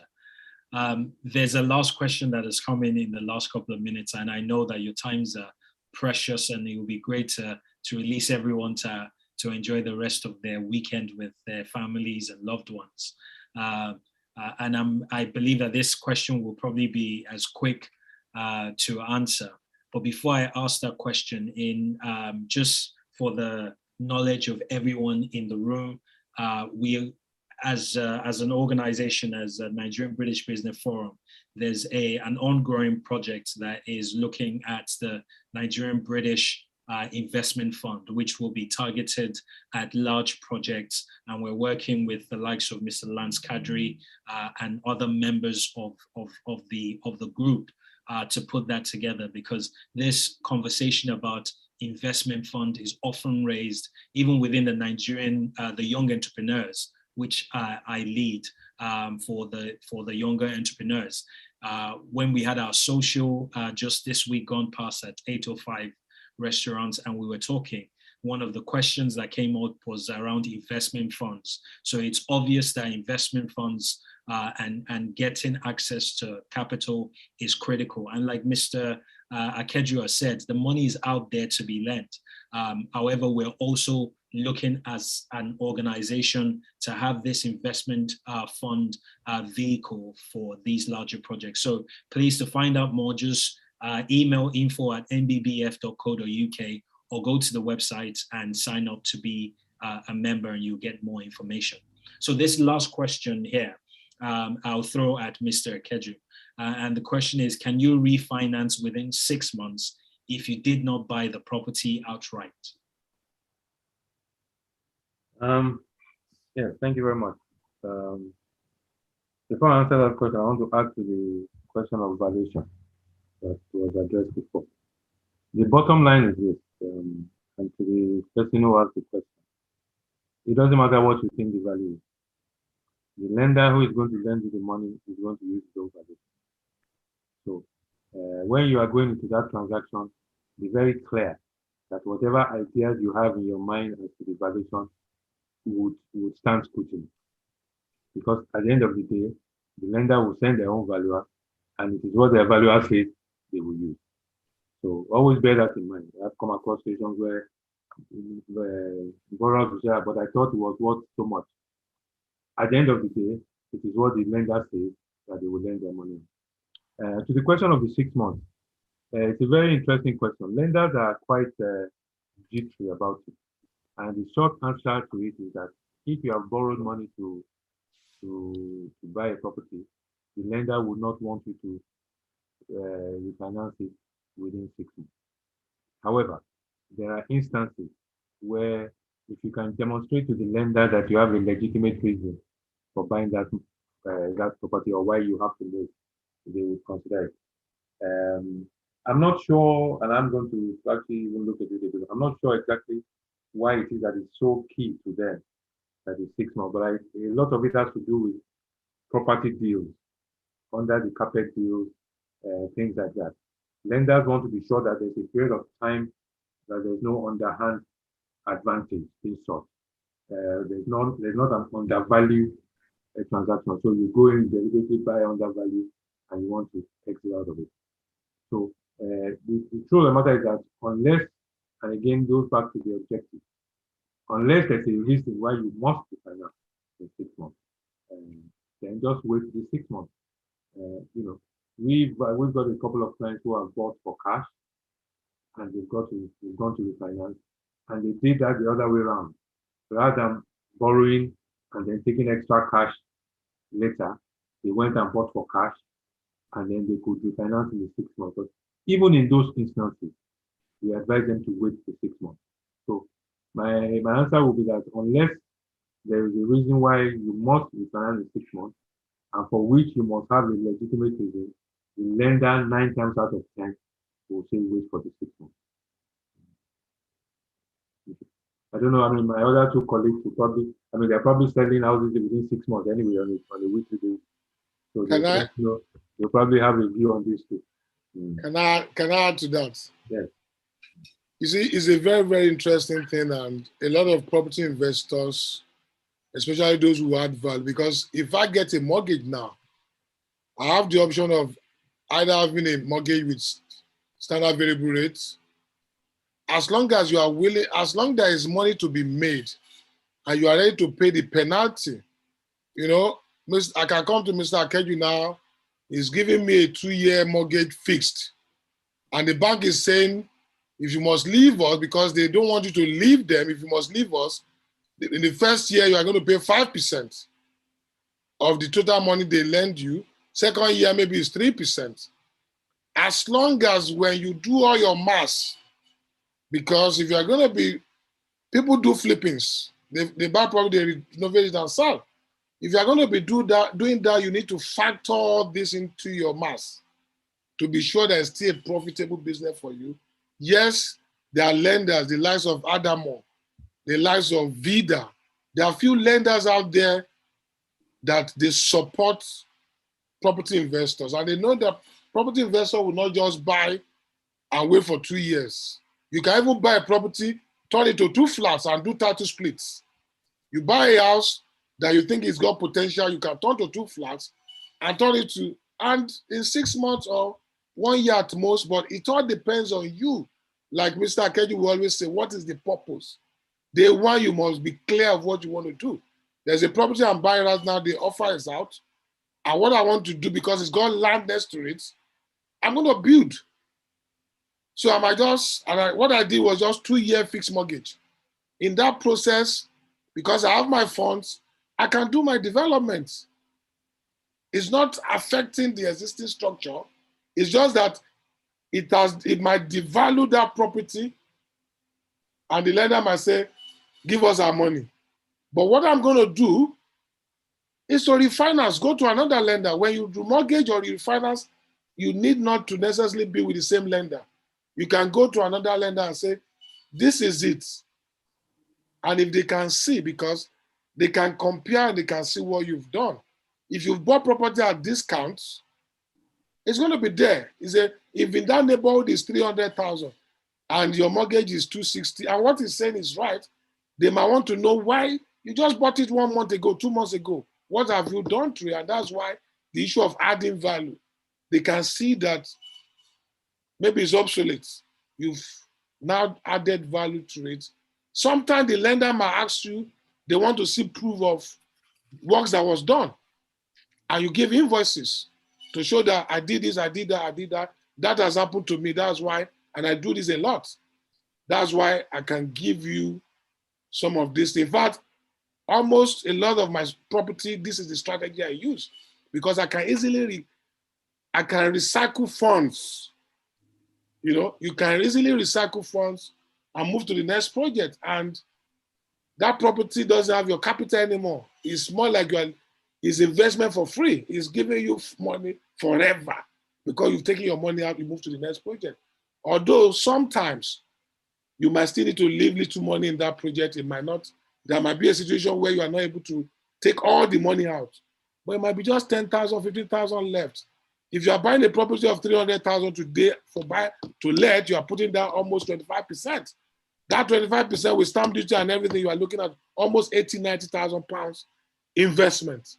So if you're able to extract 60,000, 70,000 out, it's still a good thing for you. So it is possible, and there are few lenders out there that will deal. As long as you do your maths very well, you are sure of your numbers, If A doesn't lend, B will lend. And they're hungry. They have appetite. They have money. They want to lend. Can you not see that every other investment, every other asset class, there's no asset class that is as favorable as property. If I want to buy stocks and share today, the bank will not lend me to even buy their own stocks. But they will lend you to buy property as high as 90%, 95%. They will lend you. As long as that asset fits everything for them, is not property with not standard construction and all those stuff, they will lend if the margin is there. I've done it many times and I'm still doing it. And yeah. Thank you. Thank you very much, sir. Ladies and gentlemen, I want to appreciate everyone that has stayed on watching on the on YouTube, on Facebook, on the Zoom. I do appreciate your time. I think at this point we would bring a close to this wonderful event. Please, I would like to have you put your hands and clap together in the chat, or put a yes like Mr. Mayowa has mentioned as well, because the feedback we're getting so far is that it's been very informative and a lot of people are thankful. Thank you very much, Mr. Keju. Thank you, Mr. Deyinka. Thank you, Mr. Mayowa. This has been exceptional, and the recordings will be made available as well for us to go back and listen to some of these sessions. All I have to say is go out there, realize that the money is there to be made. Okay, Mr. Mayowa is going to close us off, but before he closes us off, just remember the money is out there. The lenders are there. We've provided all the information that you need. There's nothing stopping you from getting started or progressing further. So I'll hand over to Mr. Mayowa as he closes us off. I just want to give an offer, give a free gift to everyone that is on this Zoom call to this hour. If you are here and you really want to build wealth in the real estate space, reach out to me and I'll be more than willing to give you free 30 minutes consultation. I charge heavily for my consultation, but I'm willing to give 30 minutes free for every one of you. And I'm sure my colleagues here as well, they will be glad to give you. I'm not speaking for them, but I know if you reach out to any one of them, they will be willing to do that for you. But just to show you how a security guard have built multi-million-pound property portfolio in this country. If you really want, if you are serious, I don't want time wasters, I'll give you 30 minutes of my time for free. That's just for you being here. And none of them have dropped on us. They, you know, at the highest, I think we were 51 and we still have 47 people here. That shows that you guys are brilliant and you really glued to your computer to give us your time. You could be doing something else today, but you choose to be with us. And, you know, we could have put this program together and nobody shows up. You showed up, and that's why I'm giving that 30 minutes free consultation for any one of you that want to take advantage and build a multi-million-pound property portfolio. If you don't even do it for yourself, do it for your children. One of the greatest books said, a good father leaves inheritance for his children. Be ready to give something back. And even if you're not even giving back, for your own prosperity. Do you imagine when you are 60, 70, and you have 10 property that's giving you cash flow every month? You don't need to wait for pension. Pension in this country doesn't work. You need to create your own pension yourself. Government, what did they do? They increased age of pension from 65 to almost 67 to 70. Very soon they will move it to 75. You should be able to retire when you want to retire. And property can do that for you. It's done that for me, and it can do that for you. You just need 5, 10 properties, and you'll be laughing. That's my closing remarks. Thank you all. Thank you, Mr. Adeyemi. Thank you, Mr. Adeyinka. It's been a pleasure to sharing the stage with all of you. And thank you, Shehu. You are brilliant. I think I'll consult you very soon. No problem. Anytime. Just give me one property. I'll take one property from I won't give you property. I'll teach you what you need to do. Thank you very much. Mr. Deyinka, are there any last words? And Mr. Keju, any last words as well? Yes, it's been a pleasure. hearing all the other speakers, and I'm glad that you allowed me on this platform. And as Mr. Mayowa said, anyone, your friends, your family, whoever wants advice on property investment can always contact me, and it's going to be free of charge. That is the advice. But if I'm engaged to now act on your behalf, then you have to pay for my service. But in terms of advice, it's free. Thank you very much, sir. Very kind of you, sir. Mr. Akeju, I'm personally coming to you. You're the money man. I need to raise some money. Any last words, sir? Thank you very much, Dr. Sean. Great guy. You know, I'm one of your biggest fans. I'm sure you know. Thank you, sir. It's been a pleasure, a privilege, and honor. Inka is a man. It is the horse in front that the ones behind look. Those of us in this sector owe someone like him a great debt of gratitude because he showed us that it can be done and he has stated. We appreciate you, sir. Mr. Riade, what can I say? Please don't chop alone, please. I'm always encouraged because you're always encouraging other people. To those on this forum, thank you for taking the time out. Like you said, it's not easy to find the time. We don't know it all. We are just sharing our experience, which a lot of it has come from our mistakes, and we have made so many of them. But you come to the table with a lot of experience as well. And what I will say to you all is that this market is there for the taking. Different communities are taking advantage of it. A lot of us are sitting on big amounts of money equity, and we have no. A lot of us have opportunities to do things and we're not doing it. Do not be afraid. Just go for it and keep going for it. And by grace, everything will be well. NDPF, thank you very much for the opportunity. It's been a pleasure, it's a privilege. Again, I'm available whenever you need me through any of the speakers. Even through NDPF, you can reach out to us. We will do what we can. Thank you very much. God bless you. Thank you very much, sir. Thank you, everybody, for joining. Do have a fantastic rest of the weekend, whatever you're up to. Thank you very much, sirs. Have a great evening. Thank you. Bye. Bye, everyone.